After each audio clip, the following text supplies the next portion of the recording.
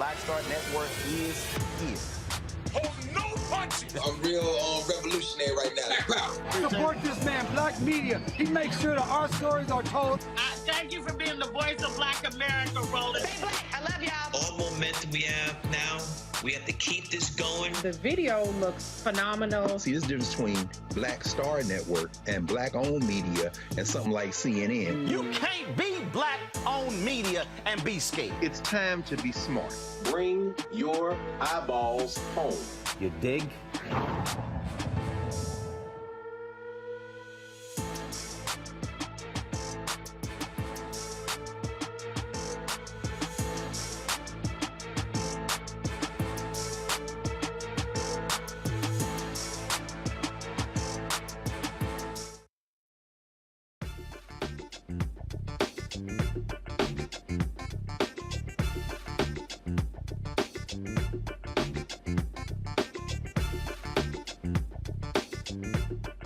Today is Friday, September 23rd, 2022. Coming up on Roland Martin Unfiltered, streaming live on the Black Star Network. Kansas City civil rights groups have long known their police department had a high incidence of violence against Black and Latino folks and racist hiring practices. Now the Department of Justice is investigating. We'll be joined by the president and CEO of the Great Urban League of Greater Kansas City, Gwen Grant, and also National Urban League National President and CEO Marc Morial. Folks, and an amended autopsy report says Elijah McClain's death was caused by being injected with ketamine by paramedics after being forcibly restrained. We'll share those details with you. A former Illinois police chief is charged with murdering a black man after a brief car chase. In Mississippi, a white man has been indicted by the Justice Department on federal hate crime and arson charges for burning a cross to intimidate a black family. Thursday, Congress members met with faith leaders to discuss Congress's responsibility to act on voting rights, living wages, and health care for the poor. I'll talk to California Representative Ro Khanna, who was at that meeting, to find out if they have come up with a plan of action. And in our Education Matters segment, Texas Southern University has a new Student Success Satellite Center in Arlington. We'll talk with Ron Price, a member of the TSU Board of Regents.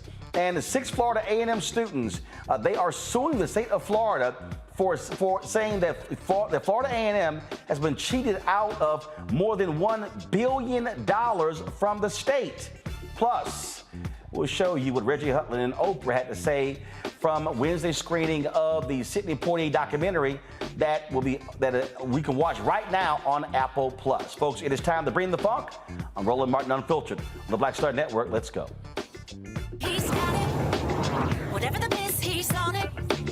Whatever it is, he's got the scoop, the fact, the find. And when it breaks, he's right on time and it's rolling. Best believe he's knowing. Putting it down from sports to news to politics. With entertainment just for kicks, he's rolling. It's on go, roll, roll, y'all. It's Roland Martin, yeah. Rolling with Roland now.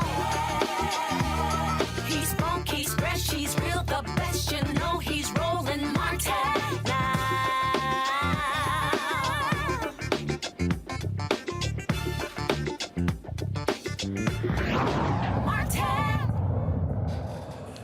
The Kansas City, Missouri Police Department is the subject of an investigation led by the Civil Rights Division of the Department of Justice. On Monday, the DOJ notified the department of its probe into employment practices.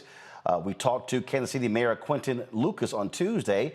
Tonight, let's talk with the president and CEO of the Urban League of Greater Kansas City, Gwen Grant, and Marc Morial, the president and CEO of the National Urban League. Gwen, I want to start with you. We were there in Kansas City talking about this very issue. Folks in Kansas City have been calling for the DOJ to step in. Just your initial reaction of that decision, and also the mayor's interview on Tuesday, where he was highly critical of this 5-member commission, and they pretty much, other than him coming on this show talking about it, they acted like nothing has actually happened. Yeah, you're absolutely right, Roland. The Board of Police Commissioners is a continuous disappointment for us, and we're really excited about learning that the DOJ will conduct this patterns and practices investigation into discriminatory hiring and promotion practices within KCPD. As you know, when you were here, we do not have local control of our police department. So without the DOJ intervention and oversight, we don't have an opportunity to redress because we can't control the behavior of that board.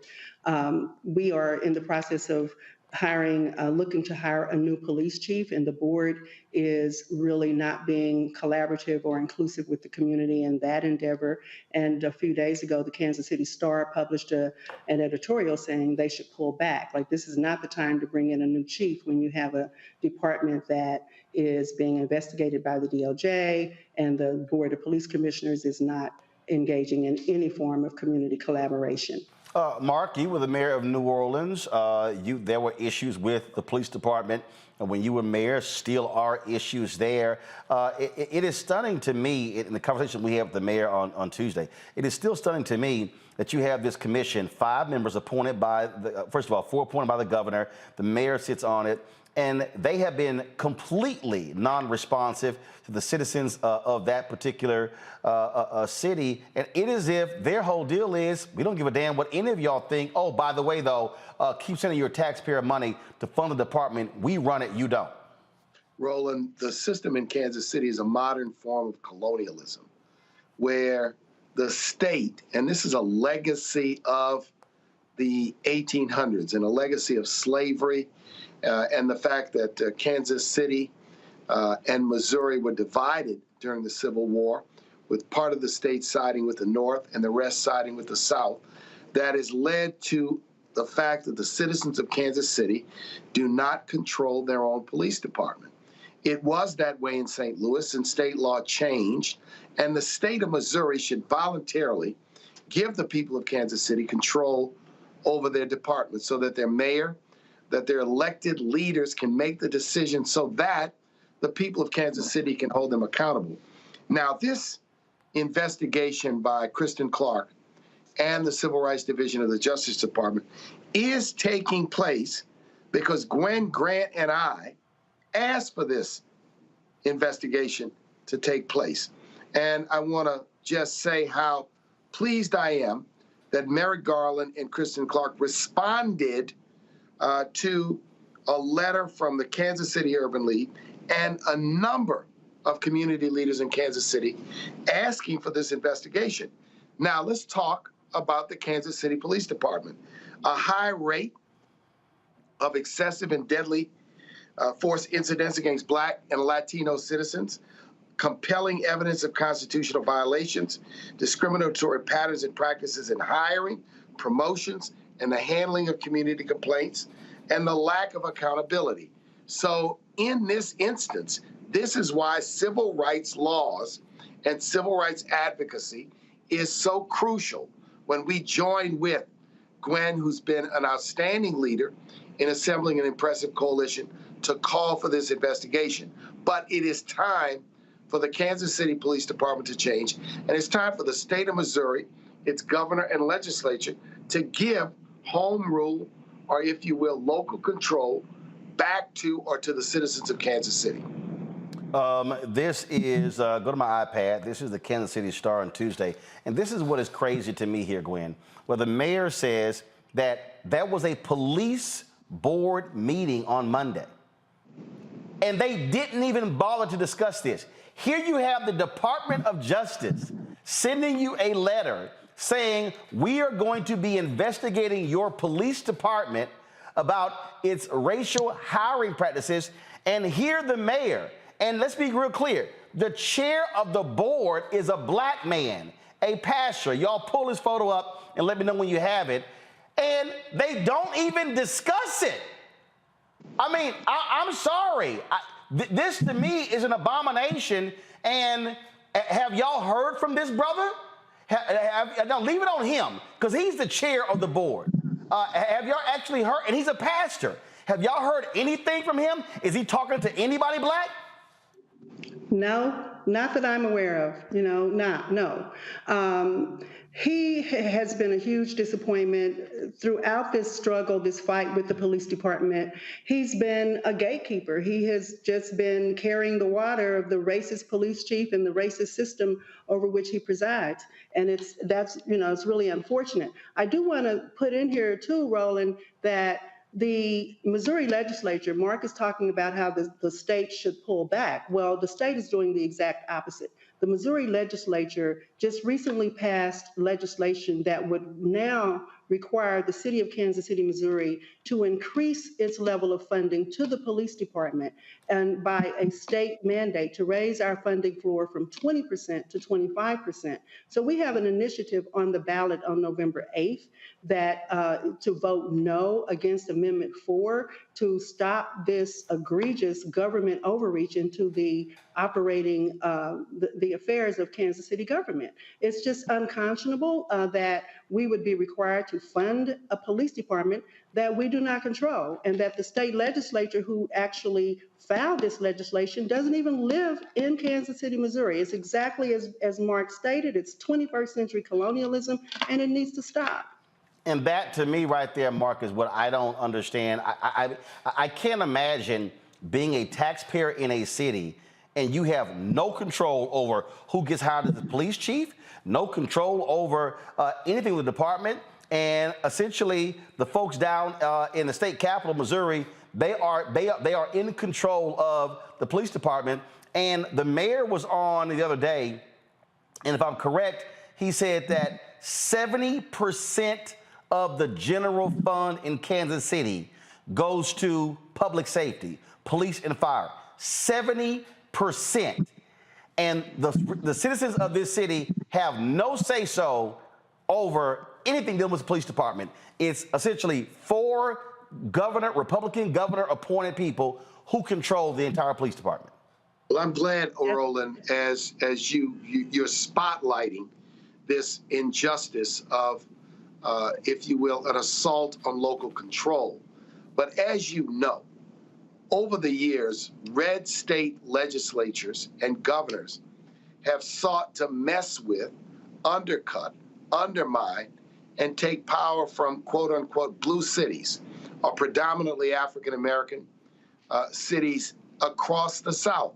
There was an effort years ago for the state of Georgia to try to take control of the Hartsfield-Jackson Airport.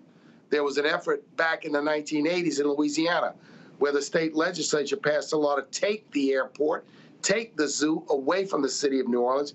It was thwarted because my father, at the time the mayor, had the presence of mind to sue the state and invalidate those statutes. This is a disturbing pattern, and this is egregious that the state of Missouri would continue to practice political interference. So Gwen and others have lifted this issue, and this issue has to be lifted because it is part of what is wrong with the situation in Missouri. I am confident that if the citizens of Kansas City, the elected officials in Kansas City, had an opportunity, they'd clean up the mess at the Kansas City Police Department. They would clean up the corruption. They would clean up the discrimination. They would clean up the brutality. So we at the National Urban League join with Gwen in an effort to elevate this issue to a more national stage, but make it clear that the local community is united. I was in Kansas City with Gwen. The local community across the board is united in saying we should control our own department, and they're also united in their efforts to fix the problem that the Kansas City Police Department has become. Gwen, obviously you have this investigation going on. You talked about that ballot initiative, and when we were there, that was one of the issues we talked about. How is that going in terms of mobilizing, galvanizing people? Are they responding?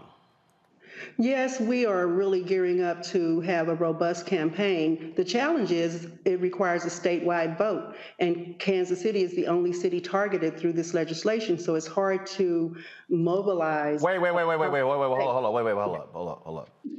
Okay, I want to be clear. So there's a ballot initiative that specifically applies to funding of the Kansas City Police Department. That's a statewide ballot initiative? It's because it requires a constitutional amendment. It's tied to the Hancock Amendment of the Missouri Constitution. It requires a statewide vote, but it only targets Kansas City. But here's the key. The way the ballot language is written, it is vague, it is biased, and unfortunately the city of Kansas City, Missouri missed its opportunity to challenge the ballot language, which is unconscionable as well. So this ballot initiative will require an increase of funding that goes to the police department from the taxpayers of Kansas City, but it's going to be voted by everybody in the state. Right. But it doesn't say that. So here's the deal, Roland. The ballot language does not clearly state that this applies only to Kansas City, which means that it is dangerous for all other cities across the state.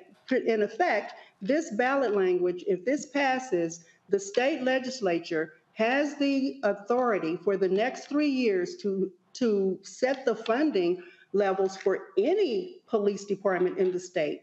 But initially, it's written the way it's written in its narrow terms. After it passes, they will be targeting only Kansas City. But the language is so vague that truly they could actually engage in government overreach across the state. They can go back and target St. Louis, which is another city where they were able to get their control of their police department about 5 years ago. But there's also talk of them now wanting to take that control back from St. Louis. They have a black mayor in St. Louis. We're talking about the two largest cities in the state, the two largest cities with the highest population of people of color.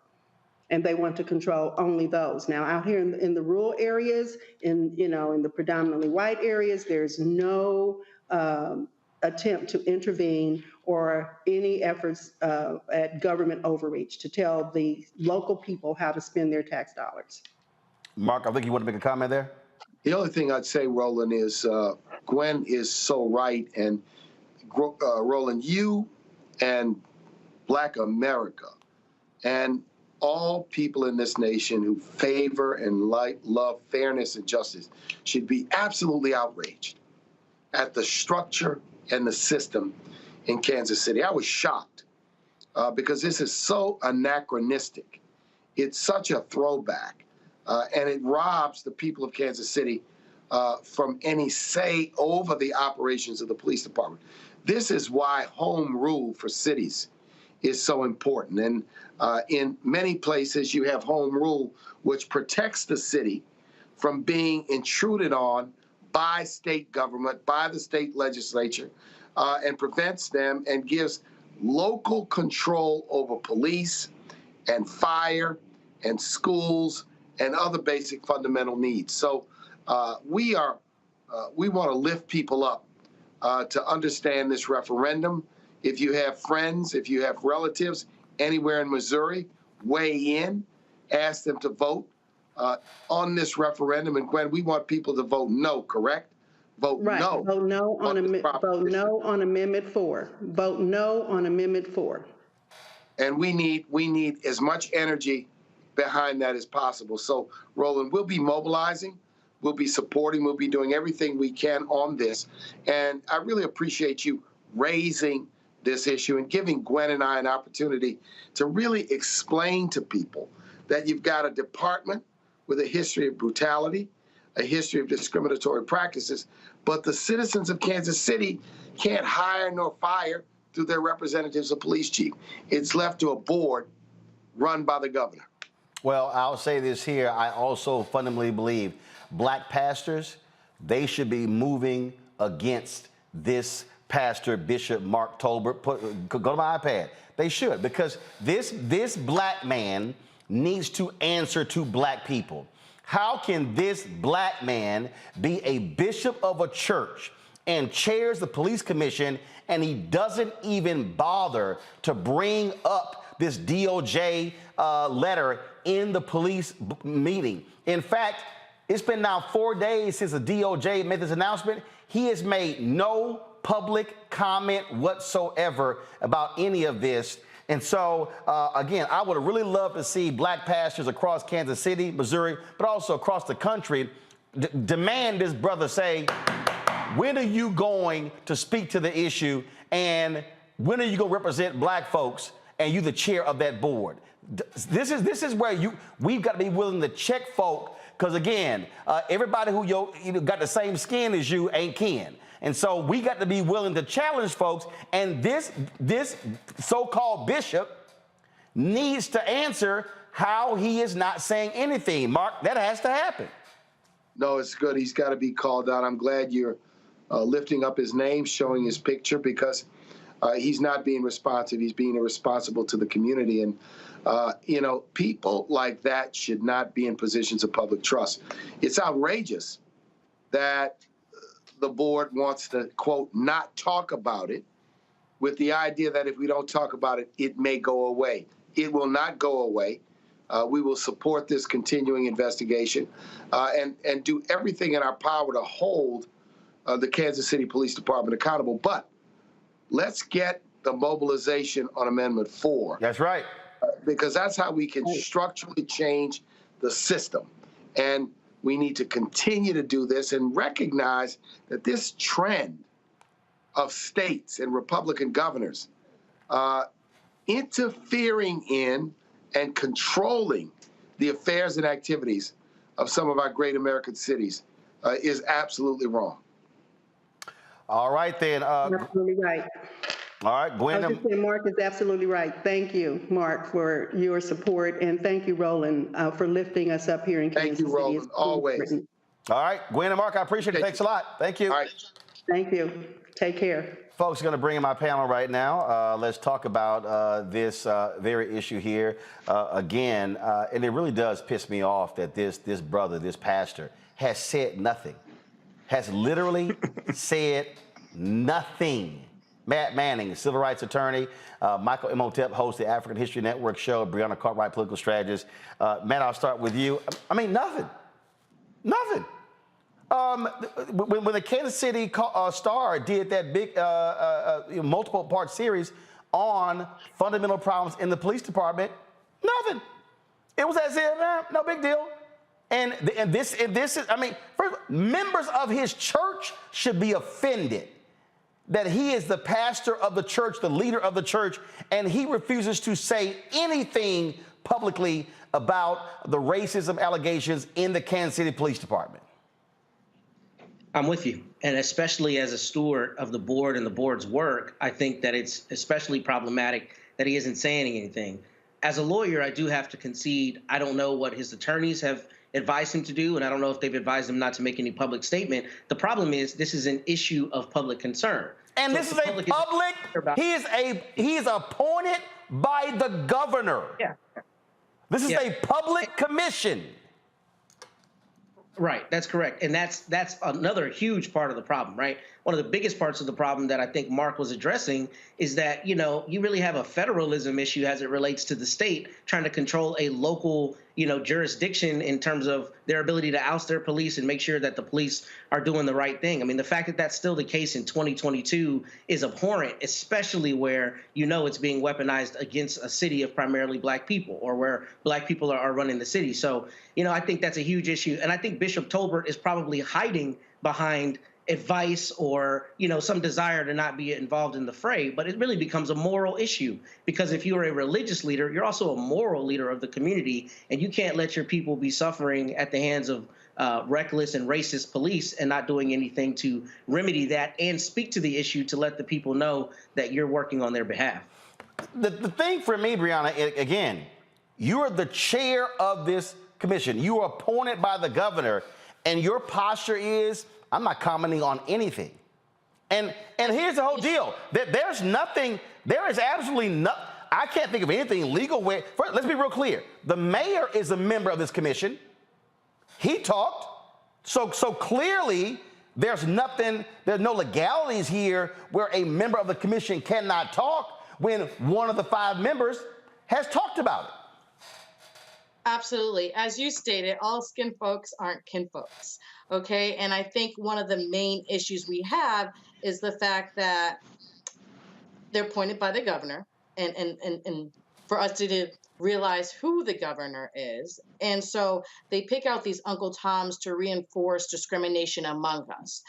There has Now, hold up. I don't allow Uncle Tom's sellouts or stuff along those lines, and we can call him trifling. We can call him. We can call him pathetic, sorry, no good for nothing. But I don't allow those terms to be used. Go ahead. Okay, well, you can take all those synonyms for what I was really saying. And the issue is this has been ongoing, not just in Kansas. This is ongoing a lot of places in America, including Florida. And so I hope that other states come against this. I do think that elections, I do think they need to vote no, because it's important to have an election. It's important for the local community to get involved. It's important for them to decide who's the police chief versus appointed. We see these issues over and over again. And, you know, we talk about how there's the police, you know, decide who's hiring within the police force. And then there's discrimination within the community. And so there's a lot of, if the hiring and the promotion is in itself discriminatory, of course that's going to affect us being killed in the streets because there's not enough training and so forth. And it keeps going on and on and on. But they can say, oh, no, we weren't being discriminatory. We have a Black man heading this. And it's able to pass a buck. And really, as Matthew said, the fact is he's supposed to be a moral leader. He's supposed to pastor in the Lord's work. And so for him to be okay to be utilized in a way to uphold discriminatory practices, it's just awful. Well, I'm about to sit here and expand this thing just a little bit further here, Michael. Someone on our YouTube channel, Damon, thanks for pointing this out. This same Bishop Tolbert is the second presiding bishop of the Pentecostal Assemblies of the world, with 2 million members. If your church is a member of the Pentecostal Assemblies of the world, you should be demanding, here's his photo right here. You should be demanding that he say something. You should be demanding that the leadership of the Pentecostal Assemblies of the world speak out against the racism in the Kansas City Police Department, since clearly Bishop Tolbert wants to be quiet as hell. Absolutely. This is leverage. So you come from the National Pentecostal organization. You have leverage there. You have leverage from his church members also. But let's keep in mind the reason why, outside of possibly his counsel telling him to not make any comments, which probably doesn't make sense, but outside of that, this is probably why the governor put him in the position in the first place. They know how to pick them. The white supremacists know how to pick them. They know which one of us to put in place to oppress the other ones. So I remember a couple of months ago, 2 or 3 months ago, we talked about this similar situation. We talked about the same bishop, Marc Tolbert, and we talked about the situation here. And, you know, this is going back to the article from CNN, and Washington Post also has an article on this, dealing with the Department of Justice investigating allegations that Kansas City police racially discriminated against Black officers. This is extremely important because we're at a pivotal time where portion of the White House budget is approved. It's about $36 billion. Part of that line item is going to add 100,000 police officers nationwide, okay? So about 18,500 police departments. And African Americans who want to be the type of officers we say we want to see, they need to apply to these police departments. But at the same time, we have to make sure that we don't have discrimination inside these police departments that disproportionately or wrongly discriminates against African-American police officers, keeping them out of the police departments or punishing them when they're in the police department doing the right thing also. So this is an example how elections have consequences. If Biden and Harris didn't win, we wouldn't have Merrick Garland, we wouldn't have Kristen Clark, and they wouldn't be filing these charges here today. Yeah, but this is also why you need to oust that governor and appoint folks who are real. All right, folks, hold tight one second. Hold tight 1 second. Got to go to break. We come back. We're going to talk about Florida A&M lawsuit. 6 students are suing the state of Florida, saying the school has been cheated out of upwards of $2 billion in state funding.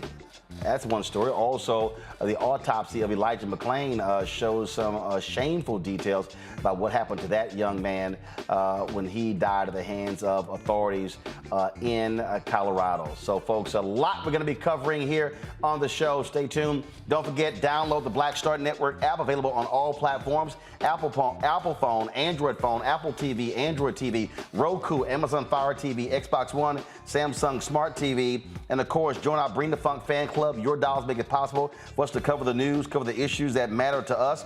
Tomorrow, we're going to be in Warren County, North Carolina, where the Environmental Protection Agency is opening up a major office there. We'll be live streaming that particular event. I'll be on the ground there. So if you want to join, send check and money orders to P.O. Box 57196, Washington, D.C., 20037-0196. Cash App is $RM Unfiltered. PayPal is R Martin Unfiltered. Venmo is RM Unfiltered. Zelle is RolandSMartin.com. RolandMartinUnfiltered.com. We'll be right back.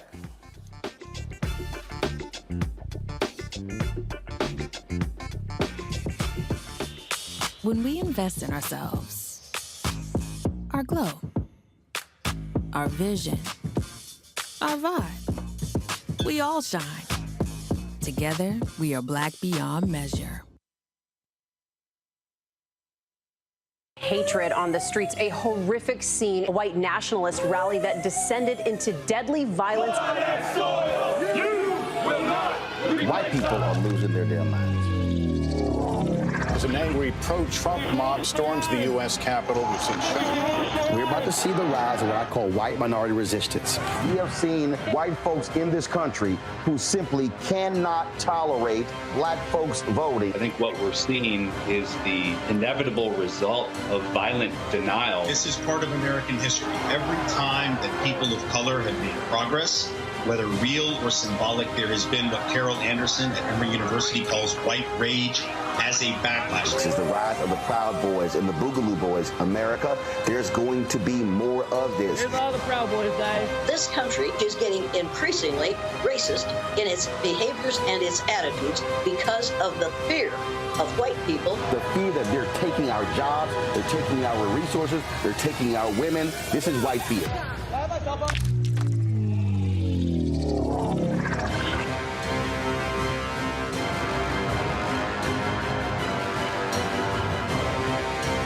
When we invest in ourselves, we all shine. Together, we are black beyond measure. Hey, I'm Antonique Smith. Hey, I'm Arnez J. Hi, this is Cheryl Lee Ralph, and you are watching Roland Martin, Unfiltered. I mean, could it be any other way? Really? It's Roland Martin.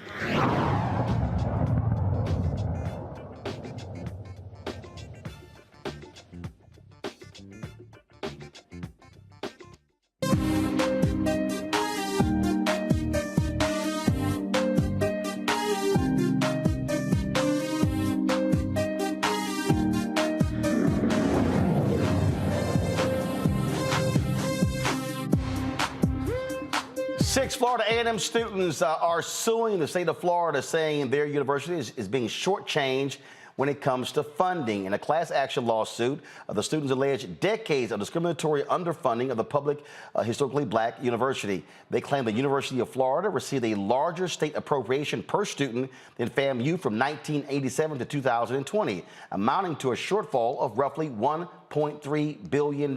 This comes on the heels of a Forbes story that detailed the university not receiving or should have been getting about $2 billion. Joining us now, two of the lawyers who filed the lawsuit on behalf of the students, Barbara J. Hart and Bobby Brown. Glad to have both of you on the show. So first off, let's sort of walk through this here. And typically when you have these lawsuits, courts say, well, who has standing? So explain to us how these students, by them filing the lawsuit, they have the standing, because Florida A&M hasn't filed the suit, obviously because they're a state university.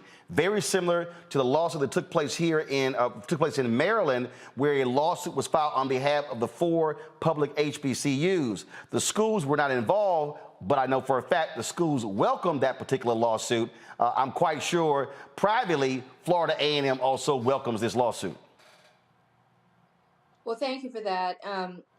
The standing issue will be litigated, I'm quite confident, but we feel that the students have an acute deprivation of the equal funding, and the students talk really quite tangibly about their experiences in the dorms and the way they see the facilities and the struggles that their professors have with getting basic equipment. So the students are really experiencing the underfunding, and that's cognizable injury that gives you standing. And we feel that the students are the ones that are best able to really, they love the school, they're proud of being at the school, and they're actually experiencing the disparity in the facilities, which is all the way that the disparity in the funding manifests itself. And so we feel confident that they have standing under the law. Bobby, I referenced what happened here in Maryland. They sued during the testimony.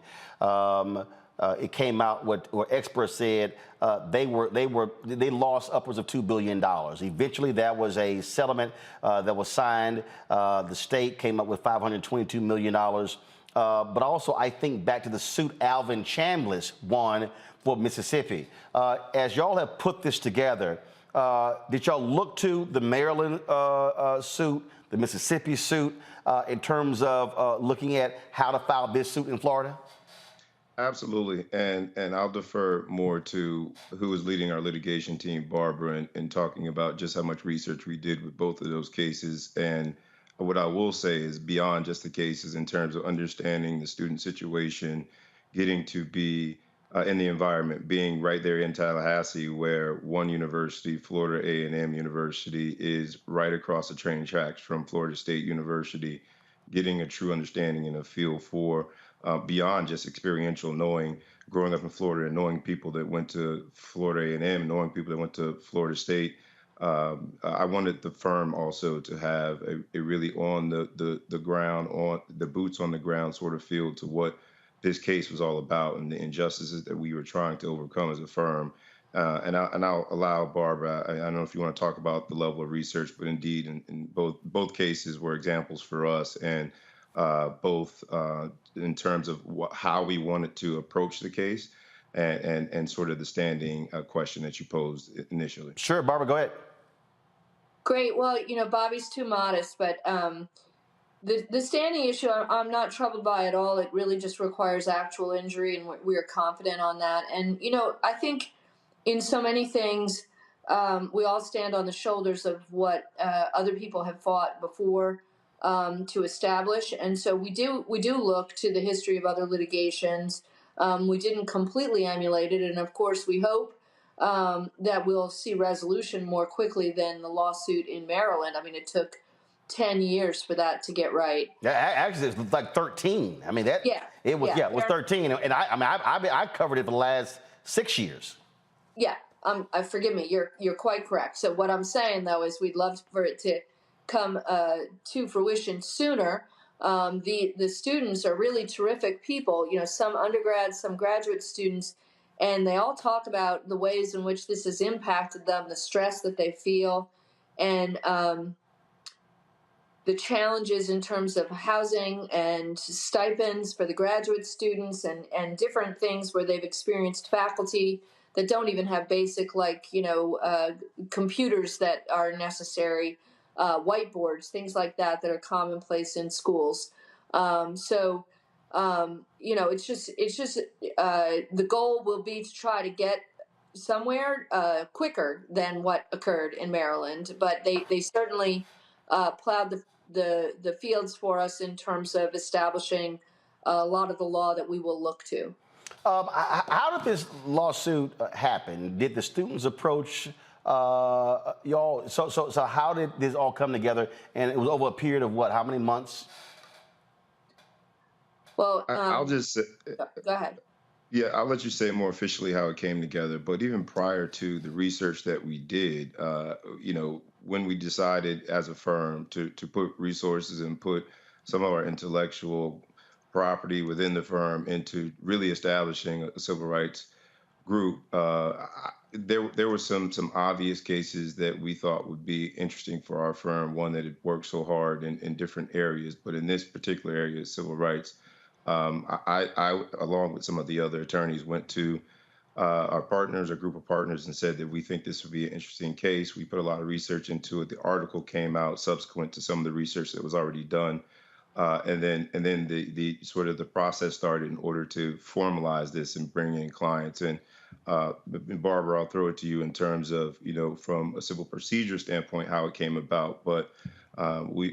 We've been working on this for a while, and the research that was done by the associates and our litigation team, we're very proud of. So you were working on this for a while. So did you find the students, or did they come to you? Just curious.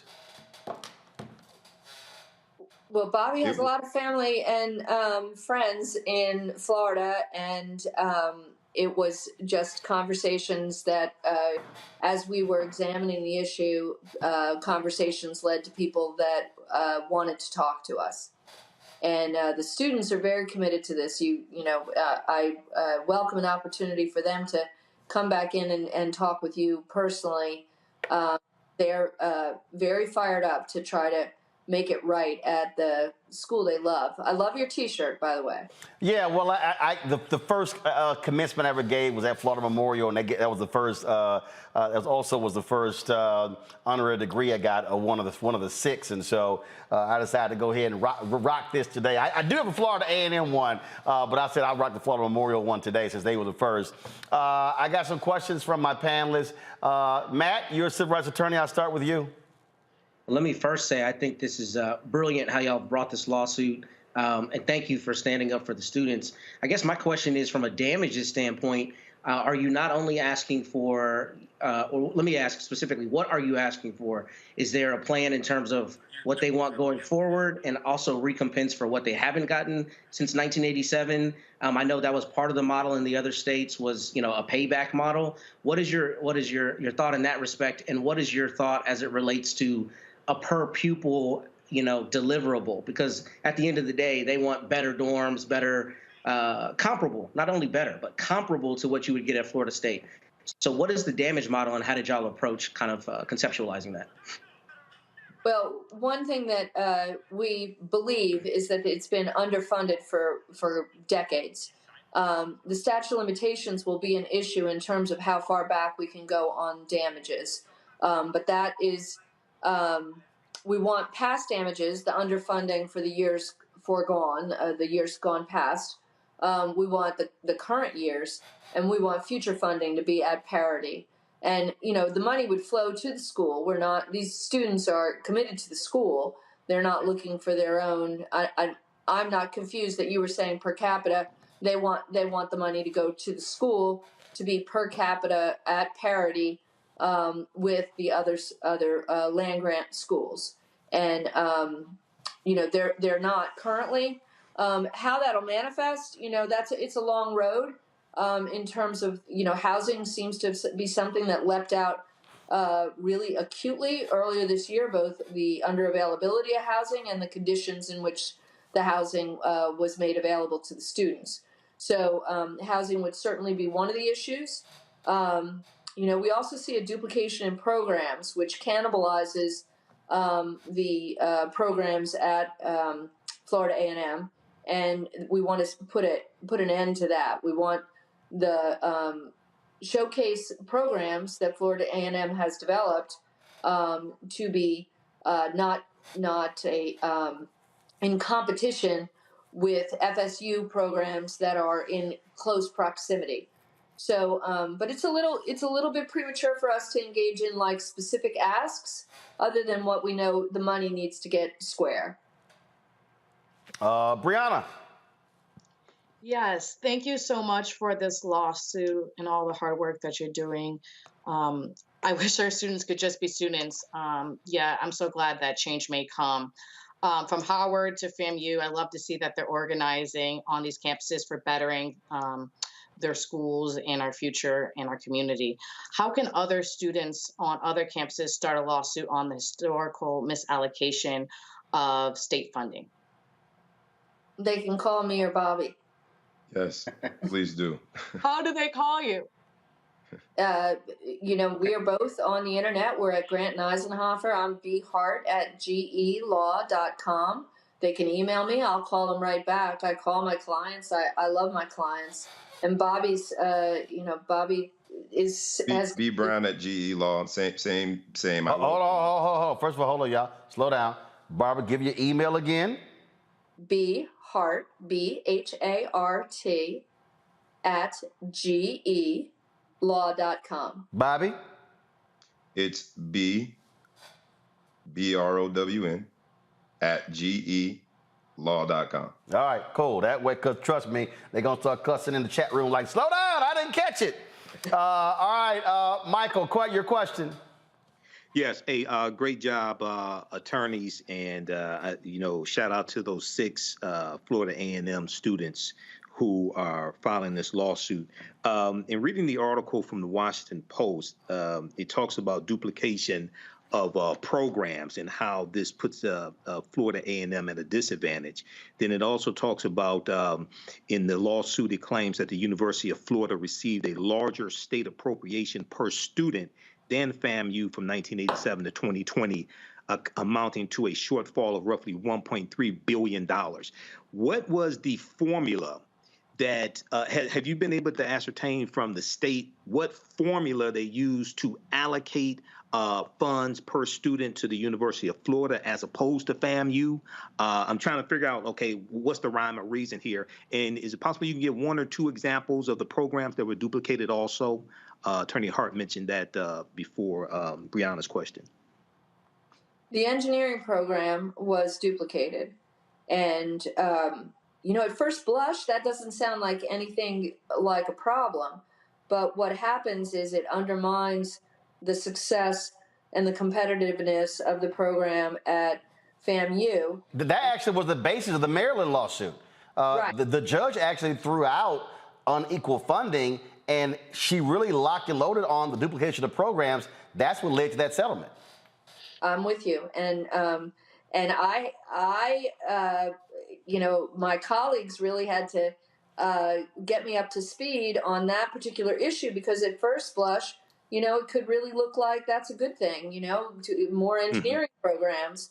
What's the matter with more engineering programs? But what we find is it undermines the school that's already trying to play catch up and is also doing it with less funding. So it ends up undermining the program that's trying to thrive and increase the prestige of the HBCU. So it's considered the vestiges of separate but equal.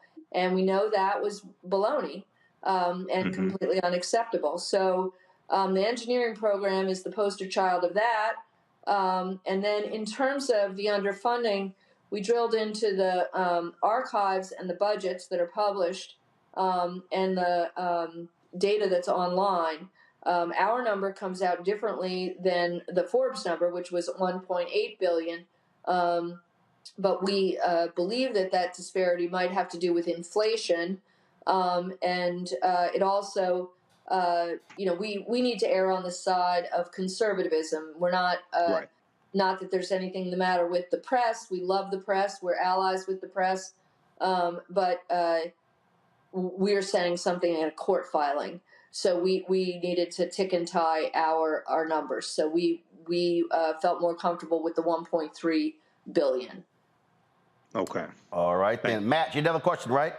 Yeah, one more question. So, Attorney Hart, you kind of alluded to this, but the moment I read this lawsuit, I thought about Sweat v. Painter, and you kind of have already, referenced that. And I was interested in your methodology as it relates to the mediator. So I know y'all are asking for a mediator to help ascertain ways to make it more equitable. And in particular, I know a lot of the issue is prestige, right? The idea that people may choose U of F as opposed to FAMU on the basis of prestige and other opportunities that FAMU is not able to offer due to the funding disparity. So with particular respect to the mediator, how are y'all approaching giving that mediator information to help determine how to make it more equitable? I'm very interested in that. Well, unfortunately, this isn't running on a racetrack the way that we have seen the mediator happen in some other litigation that people are following related to confidential top secret documents. This will be a slow process, and as I said, ideally not as slow as the Maryland case.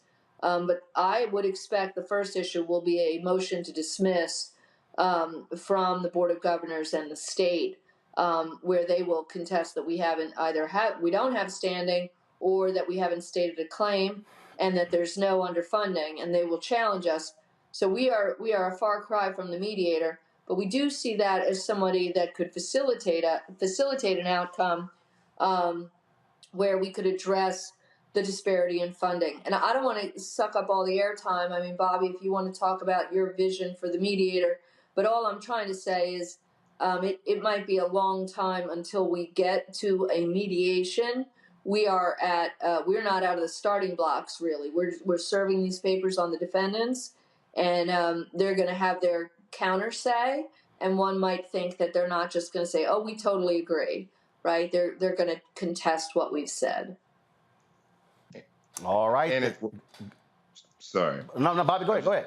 I was just going to add to that, and it's worth noting that regardless of how we get there, there are 6 amazing plaintiffs here, students that are working hard in class. They a lot of them have jobs that are standing up and to do what's right. So whether it be through however the mediator is chosen, we talked about relief. I think the injunctive relief and the idea that things are being put in place to make decisions regarding state funding that are sort of like we all understand the concept of the fruit of the poisonous tree is sort of the same thing here. Some of the same metrics you're using to determine where the funds are allocated are really the sort of the fruits of the seeds being sown for disparate treatment. And so with this circular manner in which this is happening, the injunctive relief is just as important. And these students are standing up for their peers, for their current students that they're in class with, but also for the student that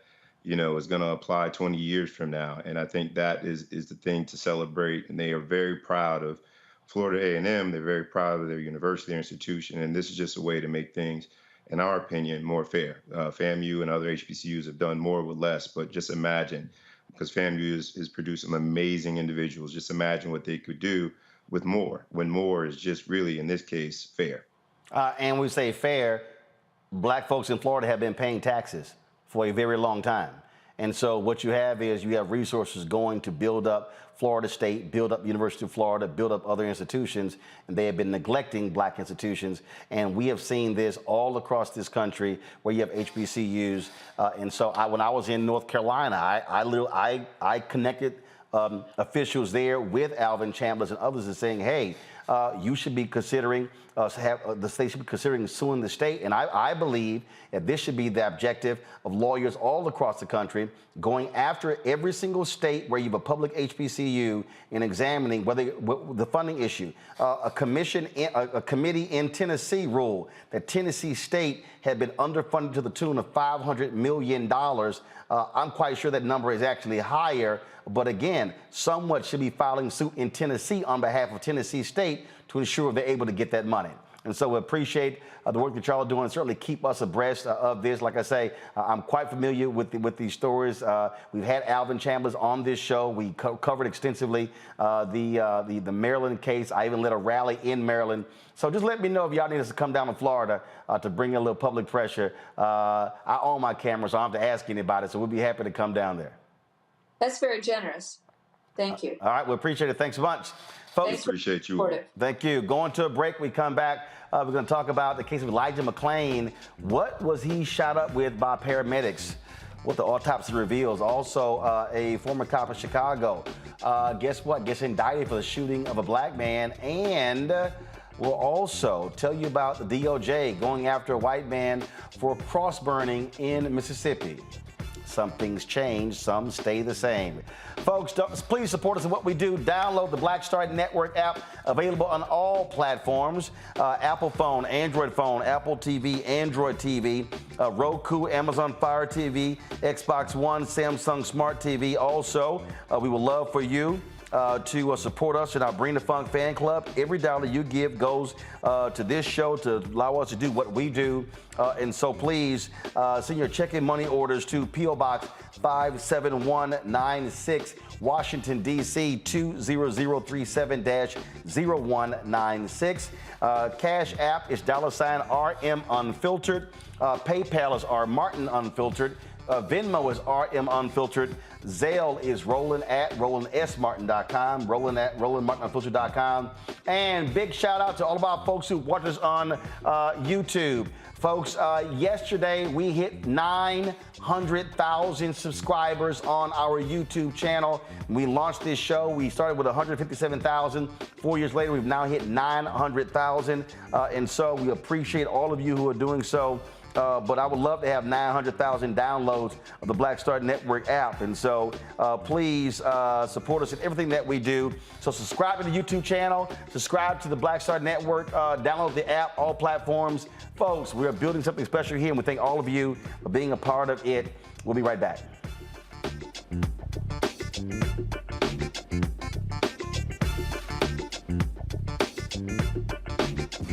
When we invest in ourselves, we're investing in what's next for all of us.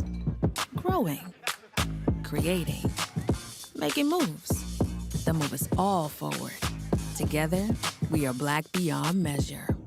On the next Get Wealthy with me, Deborah Owens, America's Wealth Coach, are you trying to figure out how to earn more revenue in your business during these volatile times?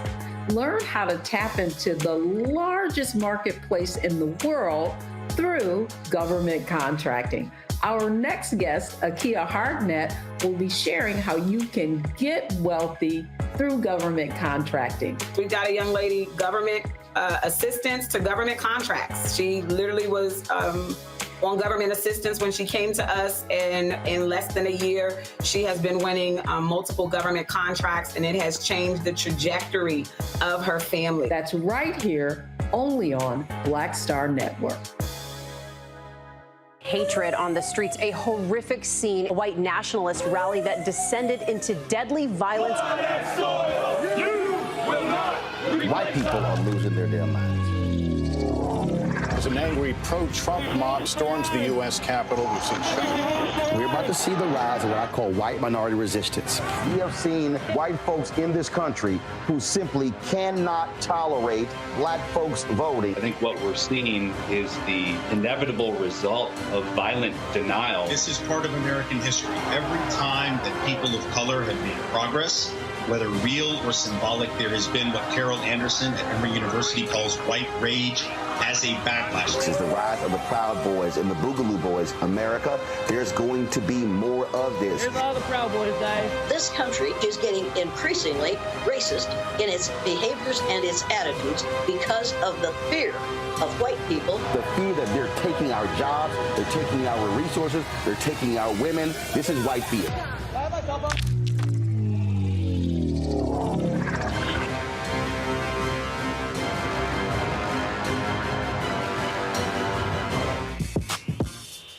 When we invest in ourselves, our glow, our vision, our vibe, we all shine. Together, we are Black beyond measure. Y'all know who Roland Martin is. He got the ascot on, he do the news. It's fancy news. Keep it rolling, right here, rolling. Roland Martin.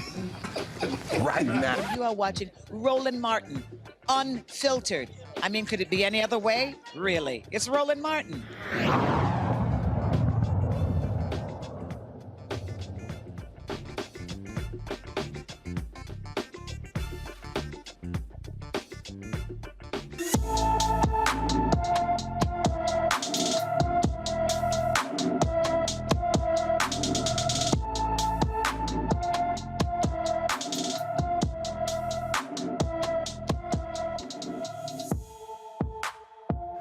Destiny Rockwell Chappelle was last seen in Milwaukee on July 23rd. The 17-year-old is 5 feet 4 inches tall, weighs 135 pounds, with black hair and brown eyes. Anyone with information about Destiny Rockwell Chappelle should call the Milwaukee Police Department at 414-933-4444, 414-933-4444.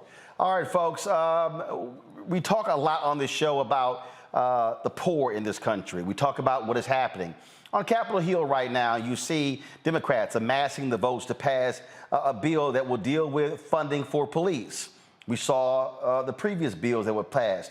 And Reverend Dr. William Barber has been asking this question, which is, I think, is a critical one, where he talks about what folks can do. And this was a tweet that he sent out a little bit earlier today, and this is what he said. He said, "Why is it that Dems and some Republicans can come together to pass a policing bill but can't pass living wages, voter protections, and extended child tax credit?" Well, that was a meeting on Capitol Hill about this very issue with faith leaders. My next guest was actually in the meeting. Give us an update on what happened there. Can we actually see some movement on that? Congressman Rokon, I'm glad to have you back on the show. So, all right, what happened?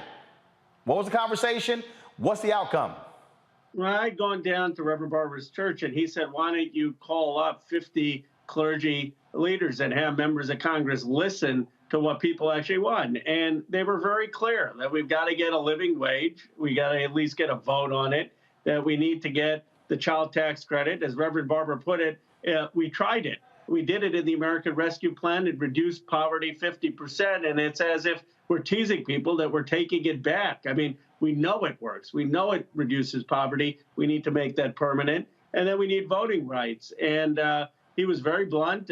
We heard the testimony of a young woman in Baltimore who talked about a sheriff coming to her apartment, a single mother, her being basically evicted, staying in a motel room because the child tax credit expired. So those of us who listened and participated are really going to push for another vote with the speaker. And then, of course, the issue is the Senate. We've passed some of these policies in the House. We need the Senate to vote on it. And the point that he makes, I think, is a critical one, because when you hear Senator Schumer and others say, oh, we're going to keep, another bite of the apple, another bite of the apple, well, let's see the same thing when it comes to the poor in this country, when it comes to voting rights. People, I can tell you right now, African Americans want to see some movement, especially on the voting bill. Also, I've been saying, why in the heck aren't Democrats coming back and putting the George Floyd Justice Act on the table? It already passed the House, but now the challenge should be, and I've said this to even some of the family members, they should be publicly saying to President Joe Biden, call a meeting at the White House, tell McConnell, tell Lindsey Graham, tell Tim Scott to be at that meeting and sit across from those families and say why they're not moving the George Floyd Justice Act. Roland, that would be powerful. But here's the thing. The Republicans, you know this, when they want to repeal the Affordable Care Act, they don't just vote once. They vote on the repealing 70, 80 times. And I don't understand why the Democrats can't have the same passion. I mean, we ought to vote on voting rights not just once out of the House. Let's keep passing it. Let's keep telling the Senate to put pressure on it. Let's vote on the George Floyd bill and put pressure to get that passed. And let's vote on living wage again. Obviously, you're going to hear folks say, oh, well, we're now in the fall and we don't have much time. Well, let's see here. Today is September 23rd. Last I checked, the United States Senate confirmed a Supreme Court justice pretty damn quick before an election. We have time. We figure out how to get things done when we want to get things done. And we certainly have the time. I mean, it doesn't take that long to put something on the floor. I think let's just be candid, Roland. And this is about what is the message that we want to go into the midterms with. And there are those of us who are saying that we can't take people's votes for granted, who are poor, who are low income. Those are our voters. We can't take Black people for granted. And okay, fine. The frontliners wanted a police funding bill, but we also need to deliver for working people and for the African-American community. And that means let's go into the midterms of voting on these key issues. And I I think that's the key thing, is to convince the party that these are issues we need to highlight going into the election. And on that particular point you just made there, you have a lot of those frontliners. Again, the Democratic Party does a whole lot to protect them, but here's the whole deal. They aren't the only people represented in Congress. You also need voters voting in these statewide races for the United States Senate. You do, and you need a turnout in their districts. I mean, many of them need poor people, low wealth folks who in many parts comprise a third of the electorate in our districts, half of the electorates, and in the states. They need them to turn out. And they're not going to turn out if they don't see that we're fighting for a livable wage. They're not going to turn out if they think, okay, we did the child tax credit and now that money is not coming back. And they're certainly not going to turn out if they don't see us fighting like hell for voting rights. I mean, as Reverend Barber said, we promised John Lewis that we would do this. We promised. He was, as you know, sick the last few months of his life. We said this is going to be his legacy. And so we took a vote, and then the Senate hasn't voted on it, and we said, okay, they're not going to do the filibuster. It just seems we don't have enough fight on it. This is such a basic issue. And they rewrote it, they weakened it, and they still didn't vote on it in the Senate. That is absolutely crazy. Okay, you had that meeting with 50 members. What's next? Well, the meeting, I think the president should meet with the clergy. I mean, the clergy in that room, who are 50 leaders, and I appreciate that they met with us in Congress, but they represent millions of voters. And I think the president meeting with them, one, it would take back faith for the Democratic Party, the real faith, the faith that Dr. Barber and others talk about, which is standing with the poor, standing for justice. We need to be talking about that, not let just the Republicans have faith. And I think the president needs to look some of these folks in the eye and say, here is our plan. Here's what we're going to do before the end of the election. Here's what I'm committed to doing in the next 2 years. But he should have a meeting with them. And that's what I have been pushing for with the White House. All right. Well, look, hopefully it happens and we see some action. Representative O'Connor, thanks a lot. Appreciate it. Thank you, Ron. Thank you for having me back. Good on our panel here. Brianna, I want to start with you. The point that he made there, Democrats are so protective of these frontliners, these Democrats who are in, purple districts or some that lean Republican. And frankly, it pisses off a lot of other people that they are just, giving everything to them as opposed to really looking at the broader agenda. I think that talking about the broader agenda, I think that we can say everybody should get behind helping children. I think it's too divisive. And I do think even in, you say the red districts and trying the purple that we're scared and we're going to just promote what we have done and not get behind in these last months to do even more. I don't think it needs to stay that way. I do think that we can move the needle more with an actual welfare net. And I think that you can understand, we as Democrats can also talk to Republicans to make sure they understand the commonality of it. As it was stated in the beginning, we talked about how we can get around gun control now, barely. But, we have conversations about that, where we should be able to have conversations about helping our poor. And I think when they realize that, it's the Christian thing to do and Republicans love to be Christians, we can have different sort of conversations, but it doesn't need to necessarily be about red, blue, purple, but us as family members, right? And helping our community. Michael. I don't have that much faith in white people, but okay. So when we look at the George Floyd Justice and Policing Act and Representative O'Connor, and thanks for having this interview also, Roland. Yes, it passed the House of Representatives in March 3rd, 2021 by a vote of 220 to 212. They should try it again in the Senate. I think they should use the strategy that Representative James Clyburn said. Clyburn said if qualified immunity is the sticking point, he said take qualified immunity out of the bill, get the rest of the bill passed now, come back and get qualified immunity later. because you need 60 votes in the Senate, which means you need 10 Republicans. So yes, they should try again, but there's a difference between trying to just say to voters that you tried and actually really trying to get the bill passed. Those are two different things. You need 10 Republicans. So if you're going to get the George Floyd Justice and Policing Act passed in the Senate, you're going to have to do it a different way, okay? And then after the 2022 midterm elections, then you could come back and get qualified immunity passed. But we have to use a different, the structure of the Senate is much different than the House.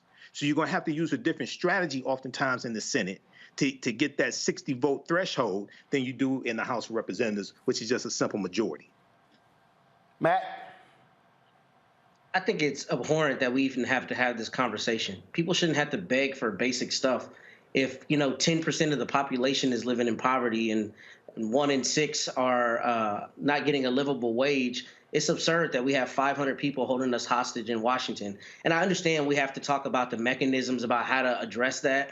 But one, I think this harkens back to our first conversation about Kansas City, Missouri. I mean, this is exactly what faith leaders are supposed to do, be moral leaders and stand for the least of these, irrespective of their, respective religion, number one.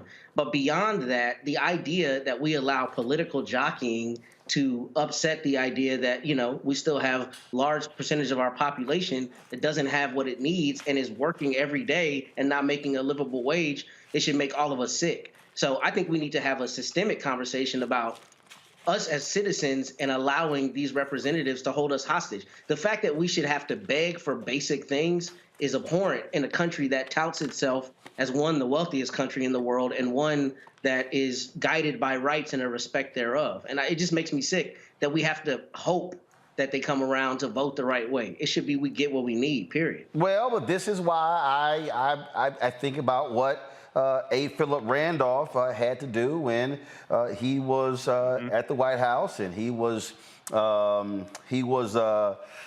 challenged when President Franklin Delano Roosevelt was challenged by A. Philip Randolph, and he said, Philip, make me do it. And he was like, okay, I got something for your ass. And when he threatened to bring 200,000 people to the nation's capital, FDR signed an executive order. But this is what I'm talking about when we are talking about how we use our power. And let me see, did I take the picture of it?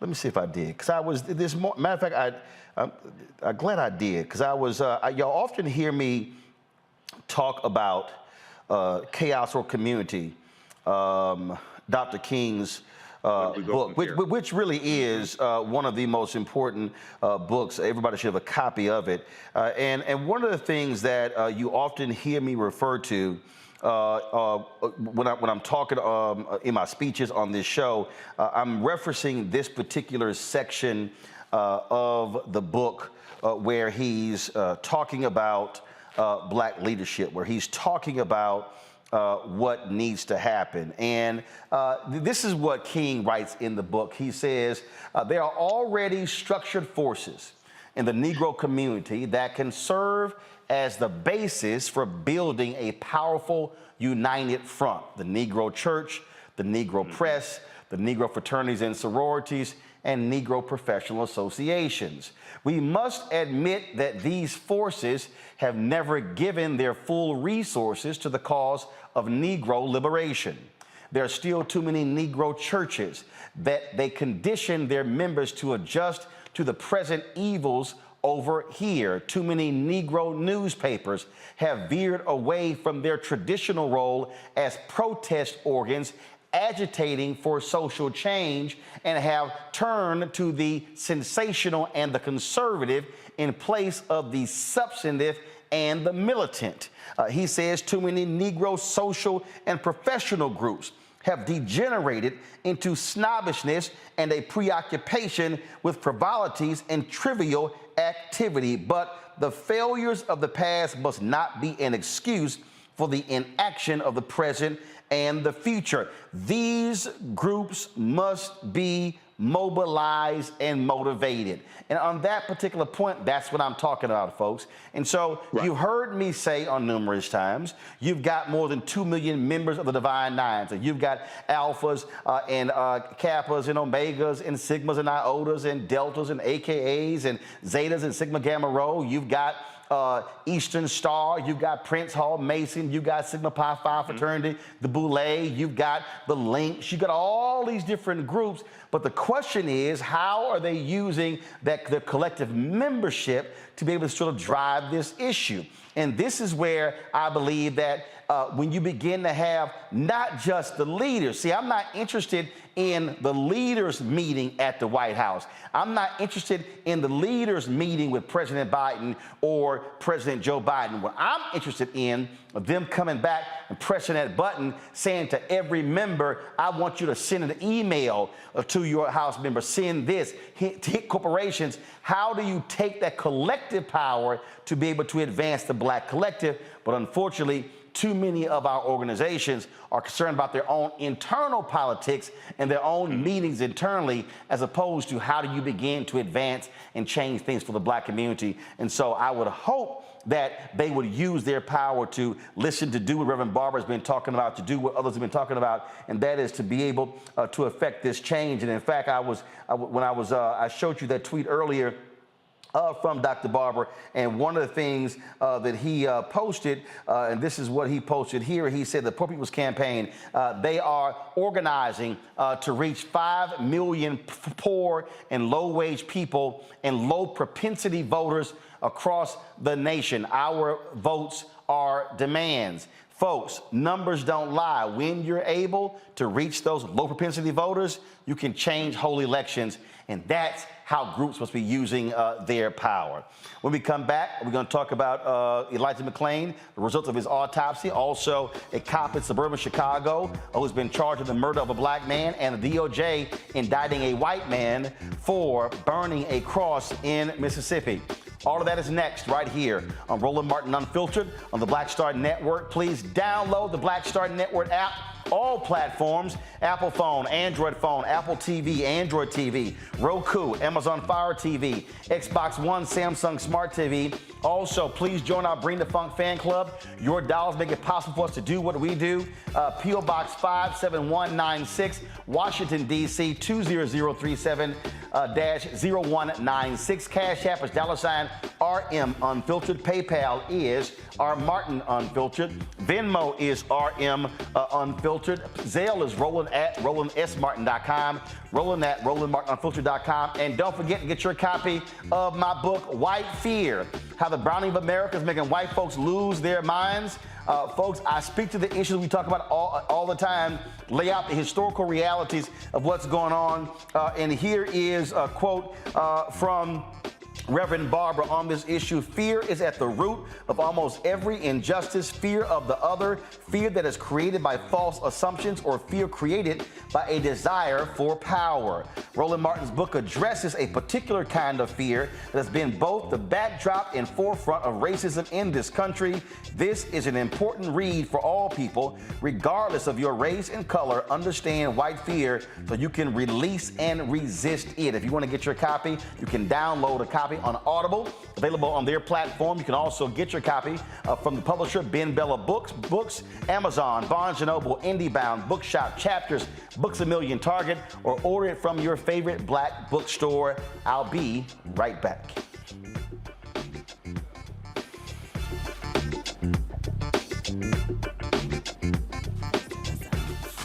We all shine. Together, we are Black beyond measure. I remember being with The View when they said, we want to extend your contract. And I knew God said, it's time to move. It's time to go. And everybody was saying, Sherry, you got a great job. You're making all of this money. And I said, no, it's time. And they said, you ain't gonna be able to, you've been away from Hollywood. And I said, it's time to go.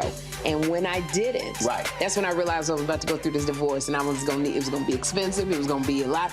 And I said, I'm gonna stay. I said, I'm gonna stay for a couple of years. So you make this money. See, go ahead. I'm gonna make this money, and then I'll get out, Lord. So I'm gonna do a compromise. I'm gonna do what you say, but I'm gonna do it on my thing. And he went, really? He went really. And you know when he went really? they said that we were heavy in contract negotiations. And they came, my manager called, she said, they're not gonna renew your contract. And I went, hey, so wait, what? Sue, what? Just yesterday, they was offering me more money. She said they just decided not to renew your contract.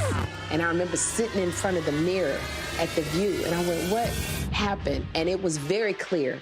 God said, I told you it was time to go.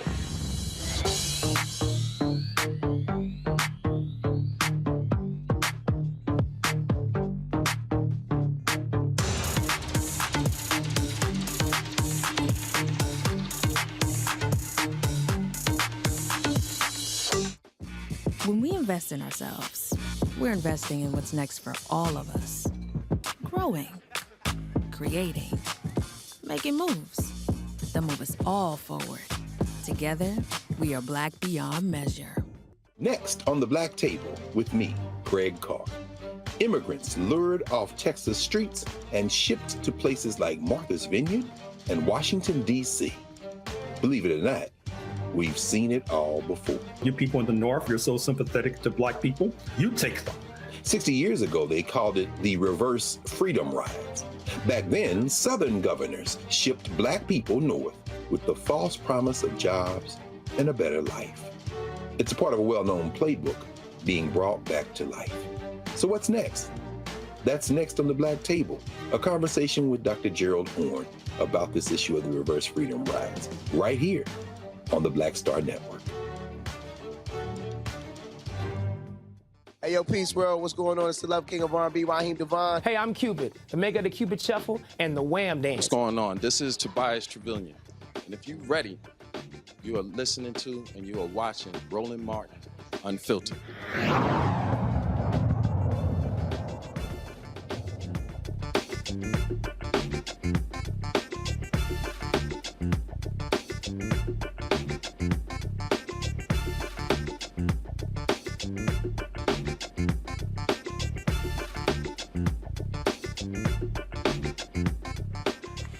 Folks, in Colorado, the autopsy of a Black man who died of a police encounter in a Denver suburb 3 years ago now says the cause of death was due to potent sedatives that were injected into him. Elijah McClain died after being forcibly restrained and injected with ketamine after being stopped by police in Aurora for being suspicious. The original autopsy report of the 23-year-old was written soon after his death and did not conclude how he died or what type of death it was, such as if it was natural, accidental, or a homicide. That was a significant reason why prosecutors initially decided not to pursue charges against the cops and the EMT officials. Last year, a state grand jury indicted 3 officers and 2 paramedics on manslaughter and reckless homicide charges in McClain's death after the case drew renewed national attention following the killing of George Floyd in 2020. Now we see exactly what caused the death, and folks were still saying, why was he even injected in the first place? Now let's go to Illinois, where former suburban Chicago cop fired after he shot into a car, killing a Black man and seriously wounding the man's girlfriend, has been indicted. Former Waukegan police officer Dante Salinas is charged with second-degree murder and involuntary manslaughter related to the October 20th incident. Salinas was indicted, first of all, October 20th, 2021 incident. Salinas was also indicted on felony counts of aggravated battery causing great bodily harm and official misconduct. Officer James Keating pulled over 19-year-old Marcellus Stinnett and his girlfriend, Tafara Williams. The officer told the couple Stinnett had an outstanding warrant and he was going to be arrested. The couple fled the scene. Officer Keating called for help and Salinas responded. Salinas located the pair and pulled them over. He then fired the shots just 12 seconds after walking up to the vehicle. Stinnett was a passenger and Williams was driving. Salinas was fired 3 days after the shooting for multiple policy violations during the incident, including failing to activate his body-worn camera until after the shooting. Salinas is also facing charges for using excessive force while arresting a man at a family baptism in 2019. Let's go to Mississippi, folks, where a Gulfport, Mississippi man faces more than 20 years in prison and thousands of dollars in fines if convicted of a hate crime. Axel C. Cox, 23 years old, has been indicted on federal charges of criminal interference with the right to fair housing and using fire to commit a federal felony. Authorities on December 3rd, 2020, say Cox burned a cross in his front yard and used threatening and racially derogatory comments toward his black neighbors to intimidate them. It's suspected that cops chose to burn the cross because of the victim's race. See, this right here, Matt, is what I keep telling people. One, when I wrote the book White Fear, what's going on here, these reactions that we're seeing, and this is why you have to have aggressive action. Now, it's amazing how the previous two stories, we see aggressive police, aggressive law enforcement. When it comes to folks being pulled over, you've got to have aggressive prosecution of these racists and these bigots to send the signal, you do wrong, we are going to put your behind in prison. Absolutely. You absolutely have to have it. You have to swing for the fences on sentences, and you have to make sure that, especially where it's the most blatant and the most obvious, because a lot of what we talk about on this show, Roland, is somebody says something horrible that we all know is racist, but they try to do it in a nebulous way, or they're kind of, they couch it in certain terms. Burning a cross is per se clear. Everybody in the United States of America knows exactly what you intend to communicate as a message with that action. And the reason that's important is the prosecutor has irrefutable evidence as to what this guy intended to do. With that, she should be able to stand up in front of a jury and say whatever the maximum penalty is, he needs to get. Because we cannot countenance this in our society, and when we have evidence like this, we got to throw the book at it. So I agree with you completely. Brianna, again, it's amazing when you look at these statements that we get nearly every week now from the Department of Justice, almost every day, of actions being taken. When you see the brutality that's happening in state prisons, largely against Black and Latino folks here. This is the reality of what it means to be Black and minority in this country, where we still are dealing with brutality against Black folks and other people of color. Absolutely. As it was stated, when there's this much evidence, we need to throw the book at them. It's done over and over and over again. Excuses. We have vigilantes in the streets that we try to get away. We say that we're okay with the death penalty and they can kill us. And they want to bring back, the crosses. And so, well, it never went away, but they want to have the crosses of the lawn and think that's okay. And honestly, there needs to be just as drastic measure in dealing with these officers and these issues, whether it's a firing squad, whether, it's locking them up or not locking them up, which is what usually happens, is not enough. I do think that we see this over and over and over again because there hasn't been enough strict policy uniformity for it to keep occurring. The same thing should happen no matter what, especially when it's enough evidence, and it should be so grave they won't want to do it again. And again, Michael, we talk about this all the time. Elections matter. This is a perfect example why you've got to have we talk about aggressiveness, aggressive action from a DOJ Civil Rights Division, aggressive action when it comes to the Environmental Protection Agency. You have, in many cases, Republicans, they want laissez-faire. We don't want all this overregulation. We don't want any of this sort of stuff happening. Well, say it to the people who are on the receiving end of this blatant racism and bigotry. Well, criminals usually don't want regulation so they can get away with what they are doing. Okay, when you look at, Washington Post just published an article dealing with this case. Mississippi man gets hate crime charge in cross burning. So what's really interesting here is when you look at this, number one, these are federal charges, as you stated, but two, the law that they're filing the federal charges based upon is the Civil Rights Act of 1968. Which within that was part of that Fair Housing Act of 1968 that we've talked about here on the show before, Roland. There was a Hate Crimes Act within that. That was the first. I want all the people who keep saying we need an anti-Black federal bill or whatever the hell you say it is. The first Hate Crimes Act in the history of this country was passed in 1968 by President Lyndon Baines Johnson, and that was part of that Fair Housing Act. That was a result of the modern-day civil rights movement. Okay, so when I hear people talk about the they call it the Asian hate crime bill, which it was not. It was the COVID-19 Hate Crimes Act. You can go to congress.gov and read it. That applies to African Americans also. But you have to understand what the Department of Justice is doing is why the Department of Justice was founded in 1870 during Reconstruction. They were founded largely to enforce the rights of newly freed African Americans and enforce their voting rights. This is in the tradition of the Department of Justice. So once again, this is another example of how elections have consequences, why we need to understand law and why we have to vote strategically as well. Indeed. And so, it's just, again, I think when you look at these stories, Matt, when you look at the case of the officer firing the shots, again, you're on the scene for 12 seconds. 12 seconds, okay? A video was circulating this week of a white cop pulling a white person over, and boy, the amount of restraint that was shown is stunning. And it just happens over and over and over again. And then when you see these cross burnings, when you see these things happen in these states, when you see the DOJ indicting and prosecuting and convicting wardens and corrections officers for brutalizing inmates, folks need to understand that there still are heinous individuals who have the power and the authority to subjugate people, and how they are abusing them and in many cases killing them.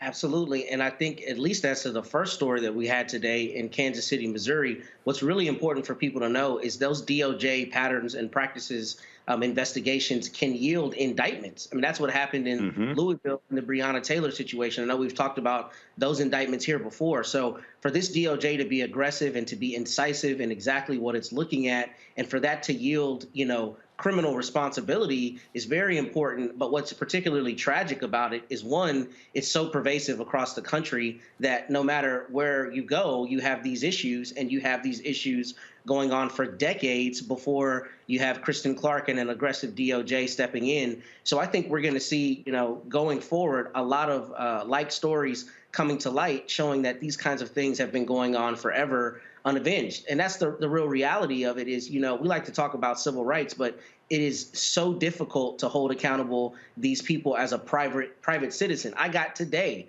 a notice of appeal in a very obvious case where they let my client's son die in jail by not giving him insulin for 3 days.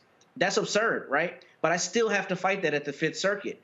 But when it comes to DOJ, it's different because they're bringing criminal actions based on civil rights violations, which makes it a prosecution. And that is one of the best ways to hold accountable people doing these heinous acts. So I'm glad to see Ms. Clark and her team are really, working as hard as they are, because we're better for it as Americans. And of course, it was on this day in 1955 when all-white jury acquitted the 2 white men for killing and lynching Emmett Till. Of course, that was a Roy Bryant and J.W. Milam. I saw a couple of Thursdays ago, the movie Till, when I was in the New York screening with Whoopi Goldberg. And I'll say this here, and I fundamentally believe it. I don't give a damn how old Carolyn Bryant is. I don't give a damn how sick she is. She should be brought to justice and locked up for her culpability in the murder and the lynching of Emmett Till. And so if you can put Bill Cosby in prison, if you can put old folks in prison who were Nazi guards, well, you damn sure can put that racist white woman, Carolyn Bryant, in prison for what she did with Emmett Till. And I ain't got no problem with her dying in prison, just like Byron Della Beckwith died in prison. And so y'all can talk about forgive all you want to. Yeah, okay. Guess what? I don't forget. And so, unfortunately, that has not been the case, but it actually should be the case. Folks, going to go to a break. We come back. Apple Plus today debuts the Sidney Poitier documentary called Sidney. It is an unbelievable doc, and I was there on Wednesday for the Los Angeles screening, and you'll hear from Reggie Hudlin and Oprah Winfrey about it. You're watching Roland Martin Unfiltered on the Black Star Network, where we keep it real, keep it black. We cover the stories that nobody else talks about. If you want to support us in what we do, please download our app, the Black Star Network app. Available on all platforms: Apple phone, Android phone, Apple TV, Android TV, Roku, Amazon Fire TV, Xbox One, Samsung Smart TV. Also, please join our Bring the Funk fan club, where all of your dollars make it possible for us to do what we do. Cash App, you want to send a check or money order to P.O. Box 57196, Washington, D.C., 20037-0196. Of course, Cash App is $RM Unfiltered. PayPal is R Martin Unfiltered. Venmo is RM Unfiltered. Zelle is Roland@RolandSMartin.com. Roland@RolandMartinUnfiltered.com. Shout out to Day Day, 6 a.m., Cheryl Brody, Leo Hackett, Robert, Annette Jones, Whitney, Celine Glover, Zeno Crooks, LaSharon Carter, Esau, Antoinette Knoll, Ramon Adams, Mauricia, let's see here, Denise Wright, Timothy Williams. Thank you for all of you. Cheryl Jackson, Vanessa Howard, Vincent Wright, Clifford Jones, and let me see here, who else? Paul Martin, Crash, Vincent Porter, Helen Smith, Winston Freeman. Thank all of you for supporting us on Roland Martin Unfiltered. I'll be right back.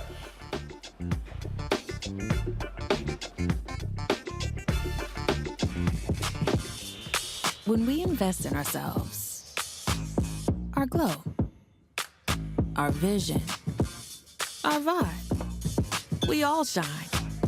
Together, we are Black beyond measure. Hi, I'm Dr. Jackie Hood Martin, and I have a question for you. Ever feel as if your life is teetering and the weight and pressure of the world is consistently on your shoulders? Well, let me tell you, living a balanced life isn't easy. Join me each Tuesday on Black Star Network for A Balanced Life with Dr. Jackie. We'll laugh together, cry together, pull ourselves together, and cheer each other on. So join me for new shows each Tuesday on Black Star Network, A Balanced Life with Dr. Jackie.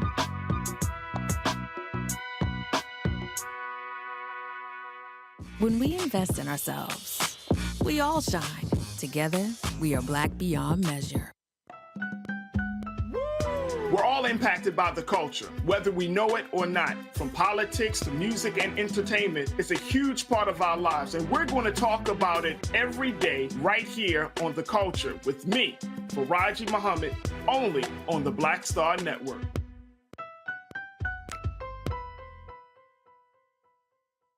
How y'all doing? It's your favorite funny girl, Amanda Seals. Hi, I'm Anthony Brown from Anthony Brown and Group Therapy. What up, Lana Well, and you are watching Roland Martin Unfiltered.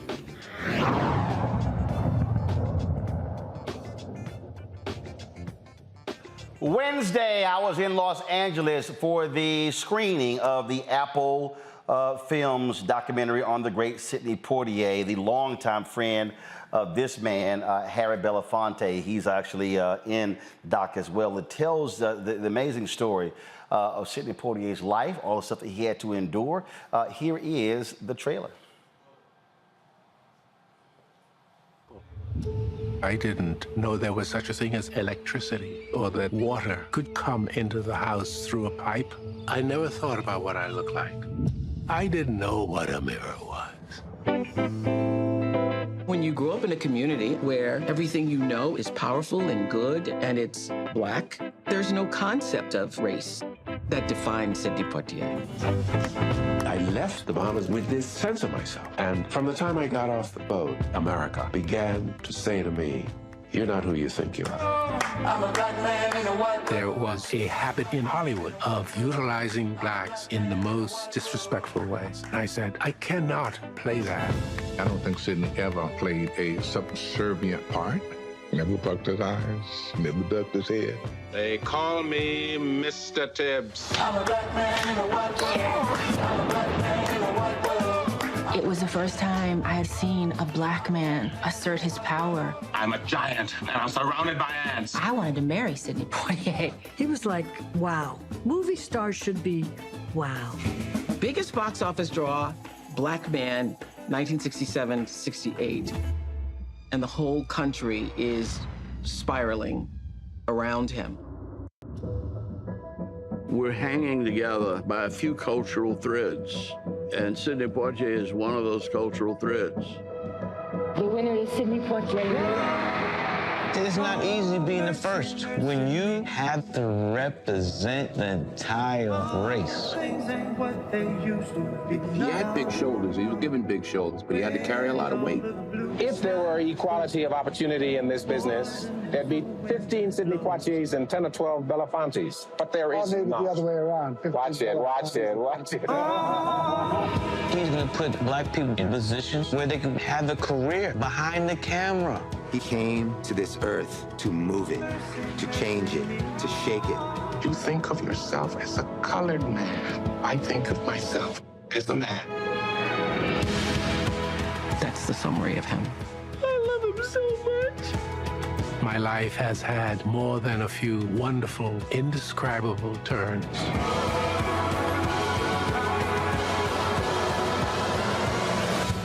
And I have lived them.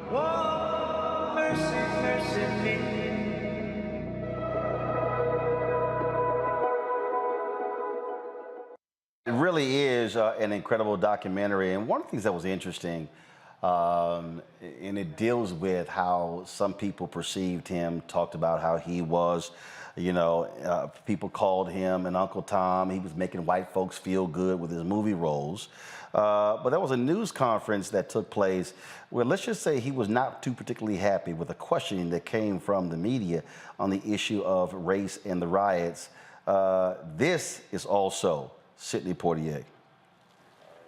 What do you feel Rap Brown's purpose is now? I figured that question would come. I am not familiar with all of Mr. Brown's methods, except that Mr. Brown suggests violence. Well, I am, as by definition, in opposition to violence, particularly violence for violence' sake. Do you think the urban riots have affected you, though? I would say that the urban riots have had effects in every corner of the country and in every arena of life. Do you feel he's creating? I would like to ask you a question. Why is it that you guys are hounds for bad news? Why is it that, it seems to me that at this moment, this day, you could ask me many questions about many positive and wonderful things that are happening in this country. But we gather here to pay court to sensationalism. We gather here to pay court to negativism. You guys have a job to do. I'm a relatively intelligent man. There are many aspects to my personality that you can explore, I think, very constructively.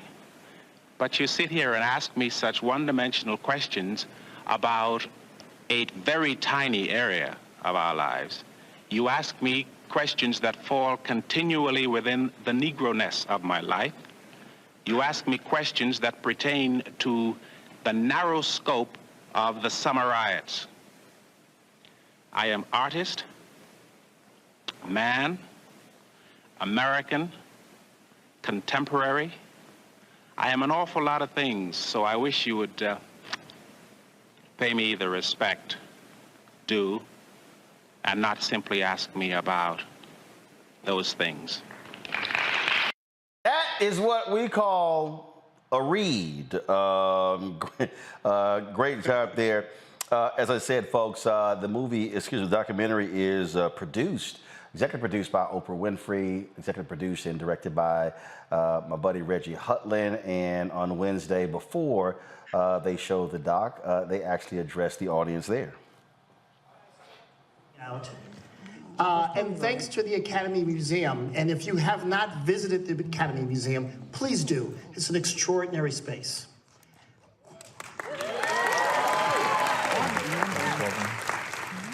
I'm here with my colleagues on this film, Derek Murray, who of Network Entertainment, who called and said, "Did you want to do a movie about Sidney Poitier?" So I think he got to the P in Poitier. Yes! And then I did the smartest thing I could ever do for a project like this. I said, let's call Oprah Winfrey. Good idea. You take it. That's it. I can't top mentioning your name. Look, we're here out of love. This is, we love Sidney Poitier. We love what he represented for us individually. We love what he did for the planet.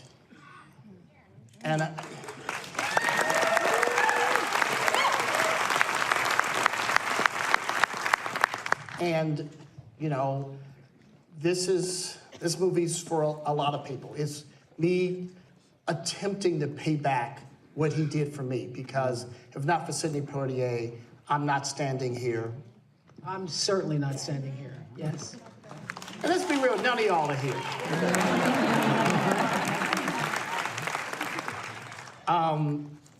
And it's also for my children, who, my wife and kids are here and they have not seen the movie yet.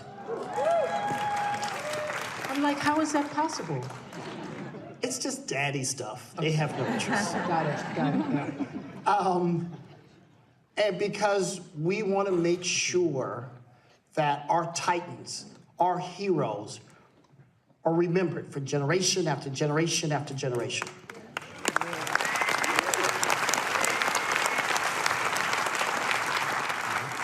And speaking of titans and heroes, I'm going to pass the mic to Miss Oprah Winfrey. Say a few words. Yeah, say something before I speak. All right. No pressure at all, right? Yes. Zero pressure. I think it's actually important to say that this project started right back in 2018. It started with the full support of Sydney and Joanna and the family, and embraced the concept of bringing this project to life. It was long overdue, right? It was long overdue. And so it started in 2018, and 4 years later, here we are together. This is epic. Well, when I got the call, I couldn't say yes fast enough, so thank you so very much for the call. I want to thank John Sinclair, who's here tonight, who is a part of my team at OWN. John Sinclair and I had done a 2-day interview with Sidney Poitier for OWN. And those 8 hours became a part of the grounding field for this documentary. I also want to thank Terry Wood, and I want to thank Catherine Orr. Thank you so much as my colleagues on this film. Thank you so much. Appreciate all of the many looks and all the attention to detail that has gone into this film. I believe love is in the details. And as Reginald said, this is an act of love. I have loved him since I was 10 years old. And to be able to be a part of sharing our vision of how we see him and allowing the rest of the world to see him as we see him is our offering. And you are one of the first. Toronto was the first, because you are one of the first audiences to see him. We have not publicly mourned him yet. Our country has not publicly mourned him. There has not been a public memorial service for him. So this film, in many ways, is its memorial and celebration of his life. And, you know, all of the extraordinary things that he did, the thing that was most important to him was becoming the measure of a man that his father intended for him. And that's why his second autobiography was called The Measure of a Man. And his father had said to him that the measure of a man is how well you take care of your family. And that is the thing he treasured the most, his family. We know him as actor and legend. And so the thing that he loved most about himself was that he was a father to these daughters, Pamela, Anika, Sydney, Sherry, and Beverly. The Poitier sister daughters.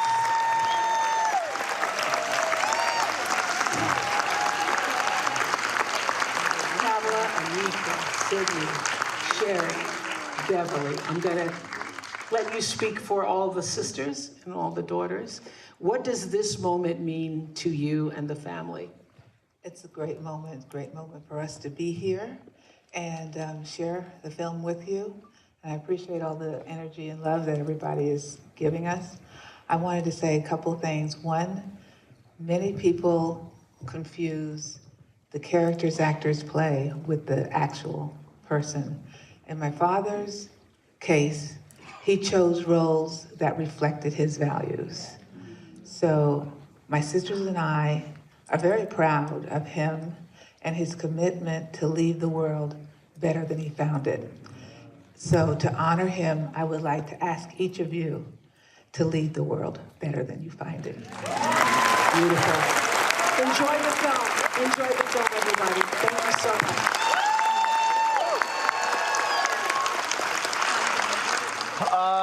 It really is extraordinary. I want to start. I'll start with you, Michael. The thing that what Reggie Hutland said, I think is important when he talked about how we have to honor our giants. When Opie said there's been no public memorial, that was one of the, we did an extensive tribute to Sidney Poitier, I think over a couple of days on our show. And that's one of the reasons why, because, I was actually greatly offended, if you will. Granted, he had been retired for 20 plus years with the type of coverage or the lack thereof, really focusing on his legacy in his career from mainstream media, which is why, as Reggie said, we have to tell our own stories. Absolutely. Power is the ability to define and shape reality and have other people accept your definition of reality as if it were their own, as one of our great African-centered scholars, Dr. Wade Noble, says. I did a tribute to Sidney Poitier on the African History Network show. I remember going to the movies with my parents in the 1970s, seeing the Bill Cosby, Sidney Poitier movies. We went to the drive-in. I was sitting in the back seat. I remember A Piece of the Action in Uptown Saturday Night. In A Piece of the Action, that was Cheryl Lee Ralph's first acting role. She was one of the teenage delinquent students in the youth program. So you have Uptown Saturday Night, A Piece of the Action, and Let's Do It Again. And then I remember seeing on television in the 1970s, I remember seeing In the Heat of the Night, where he was a homicide detective from Philadelphia, and Rod Steiger was the police chief. And I remember my dad explaining to me, because my dad's family's from Mississippi, and I remember my dad explaining to me about racism in Mississippi and how significant that movie was. And he had three big movies in '67. In the Heat of the Night, he had Guess Who's Coming to Dinner, and then the other third movie, I can't remember the third movie that he had in '67, but that was like his breakout year. He had three big movies in 1967. So he's definitely missed. He's a giant. He inspired so many, is countless. And, we need more like him. He was an activist, active in the civil rights movement. And we need more like him as well. So I'm going to check out this documentary. The thing here, Brianna, for me, that has to be talked about is that I think that this was the case then, but I think we still see it now. Where you got some black folks who don't understand lanes. And you have folks who they didn't like the roles that he played, and he was too subservient, and he made white folks feel too good and too happy. I mean, we still hear those things, and I think part of this is not understanding that, one, not everybody does the same thing. Not everybody is an activist, can be an activist. Not everybody should be an activist. And so when we look at African Americans, we look at folks in our totality, how we all are contributing. The reality is, and the doc talks about it, Sidney Poitier made sure that he had hundreds of black people who were working on his films. When he transitioned from an actor to a director, that's what he did. You talk Bill Cosby. Bill Cosby is the reason there's a Black Stunt Man's Association. He said, I'm not going to have somebody white with shoe polish on their face as my stunt man. He said, ain't no show unless y'all go hire somebody black. And so that's the thing that people have to understand. So Cosby wasn't Dick Gregory, but Dick Gregory wasn't Cosby, but folks played different roles and served different purposes. Yes, absolutely. And I love to see, especially this year more than ever, at the end of this year with Women King coming out as well and other documentaries. We had the Dr. Mary McLeod Bethune statue showing and more documentaries coming from her. I love to see the overlay of arts and social action. It's a beautiful thing that we're showing our community now. And you're absolutely right. Talk about a little bit more of the name we're not allowed to say on the show. He showed that he is not that, right? His life shows that what he was about was standing up for himself. And that slap that he gave back was everything, made me happy. And so, yeah, we do need a little bit more of him. What, do unto others as you want to be done. And when you do that to me, this is what you're going to get back. And so I'm glad that he was able to have a life to stand up for himself and help so many other people. And I'm excited to see this documentary soon. Matt, last point here. Sidney Poitier died January 6th of this year. And 94 years old. He was turning 95 in a couple of months. He and Harry Belafonte, their birthdays are literally 9 days apart. And the doc talked about their relationship and how it is highs and its lows and how they literally were linked. It was Sidney Poitier got his start because he was the understudy to Harry Belafonte in the Negro Ensemble Theater, and he was. And what happened was he had to work that night. He had his janitor's job, and the night that Sidney Poitier filled in for him, it was a Broadway director who was in the audience, and that's how he was cast. And so his career took off because of that. Then the funny part, which I would not realize, Harry Belafonte turned down the role in Lilies of the Field. He felt it was a horrible script. And he said and how Sidney took it and how he put his touch on it, and that's how he wins the Academy Award. And so it just really tells you it doesn't focus on those two. And in fact, I'll tell you right now, it would be one hell of a documentary. I'm going to send Reggie this text.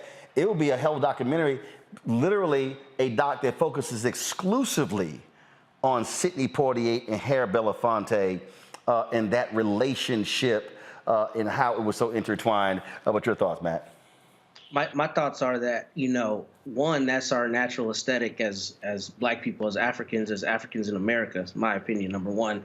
Number two, I think we have that onus on us always. That's a beautiful story born from necessity, but one that shows that, luminaries recognize the necessity of banding together and making sure that they put each other on and they checked in and they were with each other as they walked that journey. So what I would say is instructive to us as people, as contemporaries now, is to make sure we always do that in every respect. And I think you say that a lot here on the show.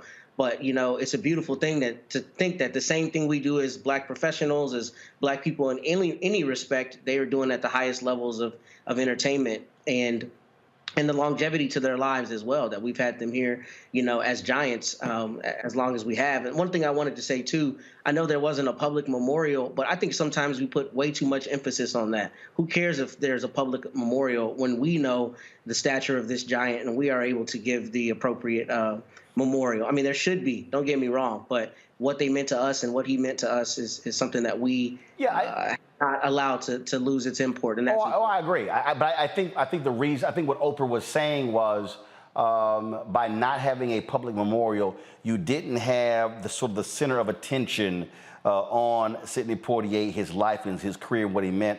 And so the documentary sort of serves as that purpose. But that's also, again, why on this show, we don't wait for mainstream media to show appreciation for our icons. That's why we do that with our in memoriams. We do that with our 2-hour tributes as well, because we saw it during COVID when there were not public memorials or in funerals. When Reverend C.T. Vivian passed away, when you had Reverend Dr. Joseph Lowry who passed away, there was no public funeral for Reverend Lowry.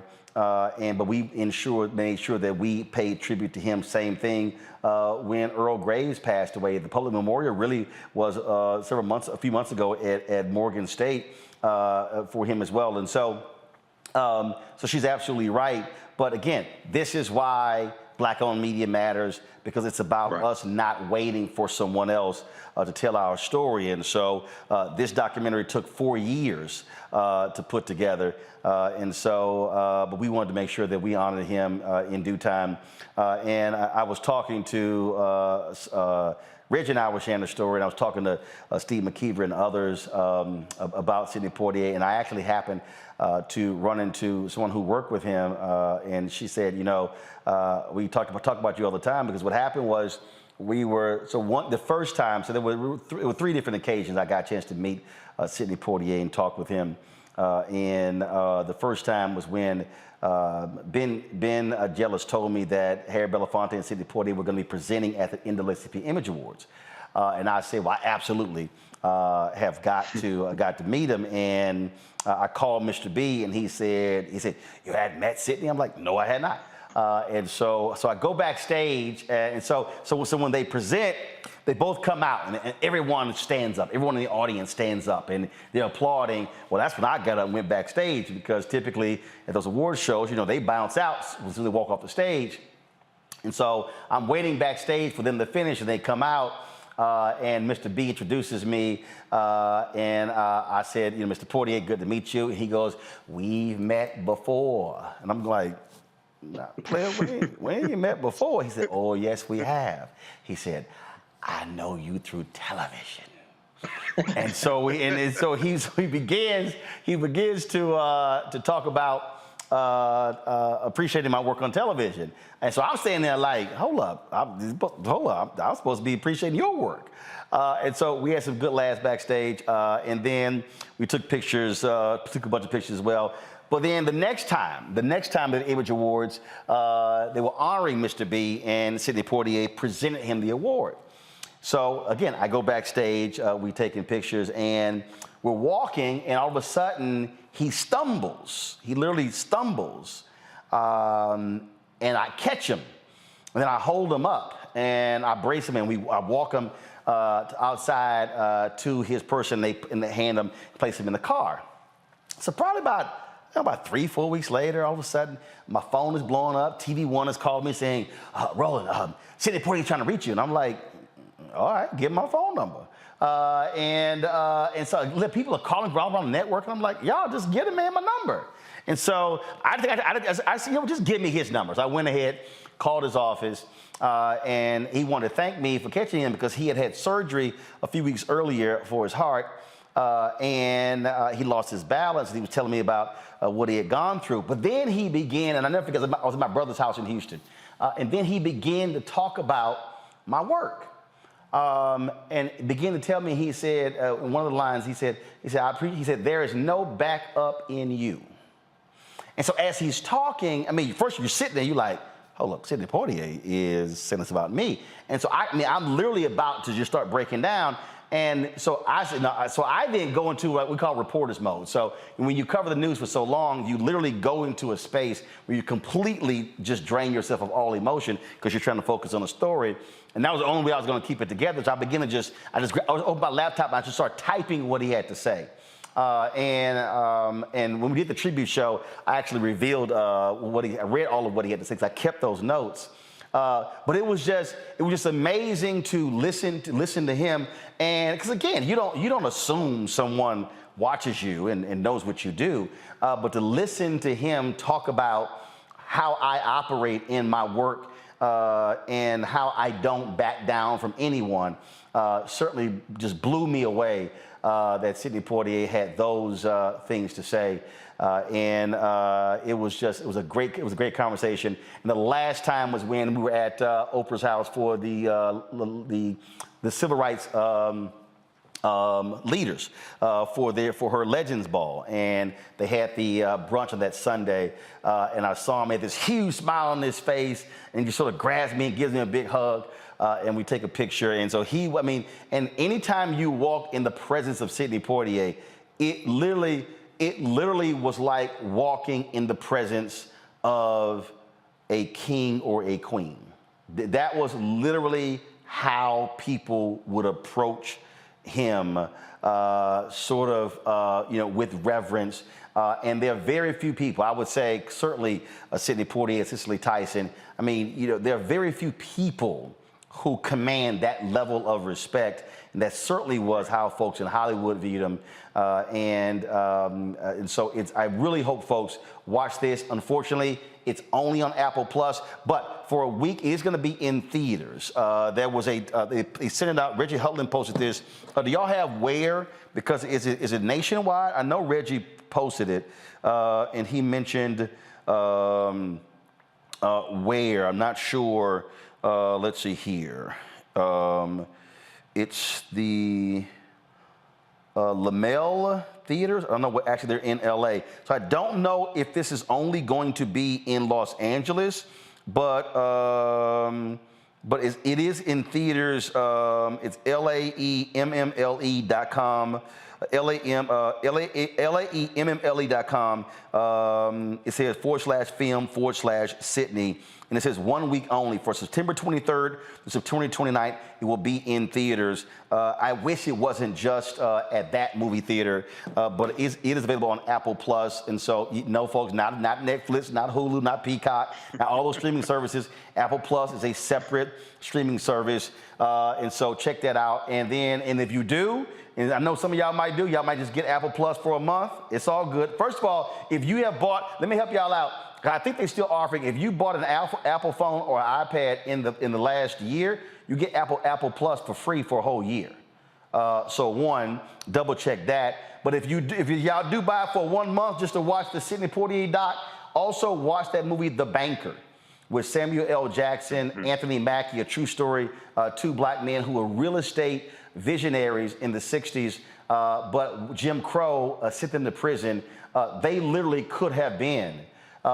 If Jim Crow hadn't gotten in the way, they probably could have created one of the country's largest real estate empires, not black, real estate period, if Jim Crow wouldn't let them. So that's another movie that was financed by Apple Films. It's on Apple Plus, phenomenal movie, and so hope y'all check it out. Michael, Brianna, I'm back. We appreciate y'all joining us on the show today. Thank you so very much.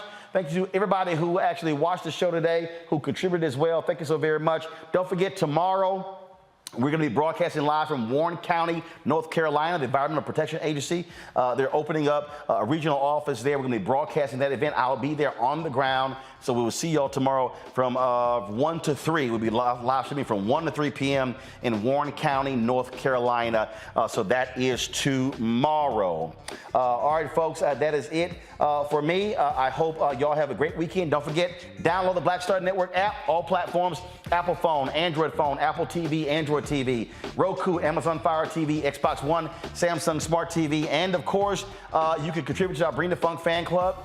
P.O. Box, check-in money orders to go P.O. Box 57196, Washington, D.C. 20037-0196. Cash App, $RM Unfiltered. PayPal is R Martin Unfiltered. Venmo is RM Unfiltered. Zelle is roland@rolandsmartin.com. roland@rolandmartinunfiltered.com. We're always in the show on Fridays with all of our contributors. If you don't see your name, send us an email. We'll add to the list. I'll see you on Monday. Hi!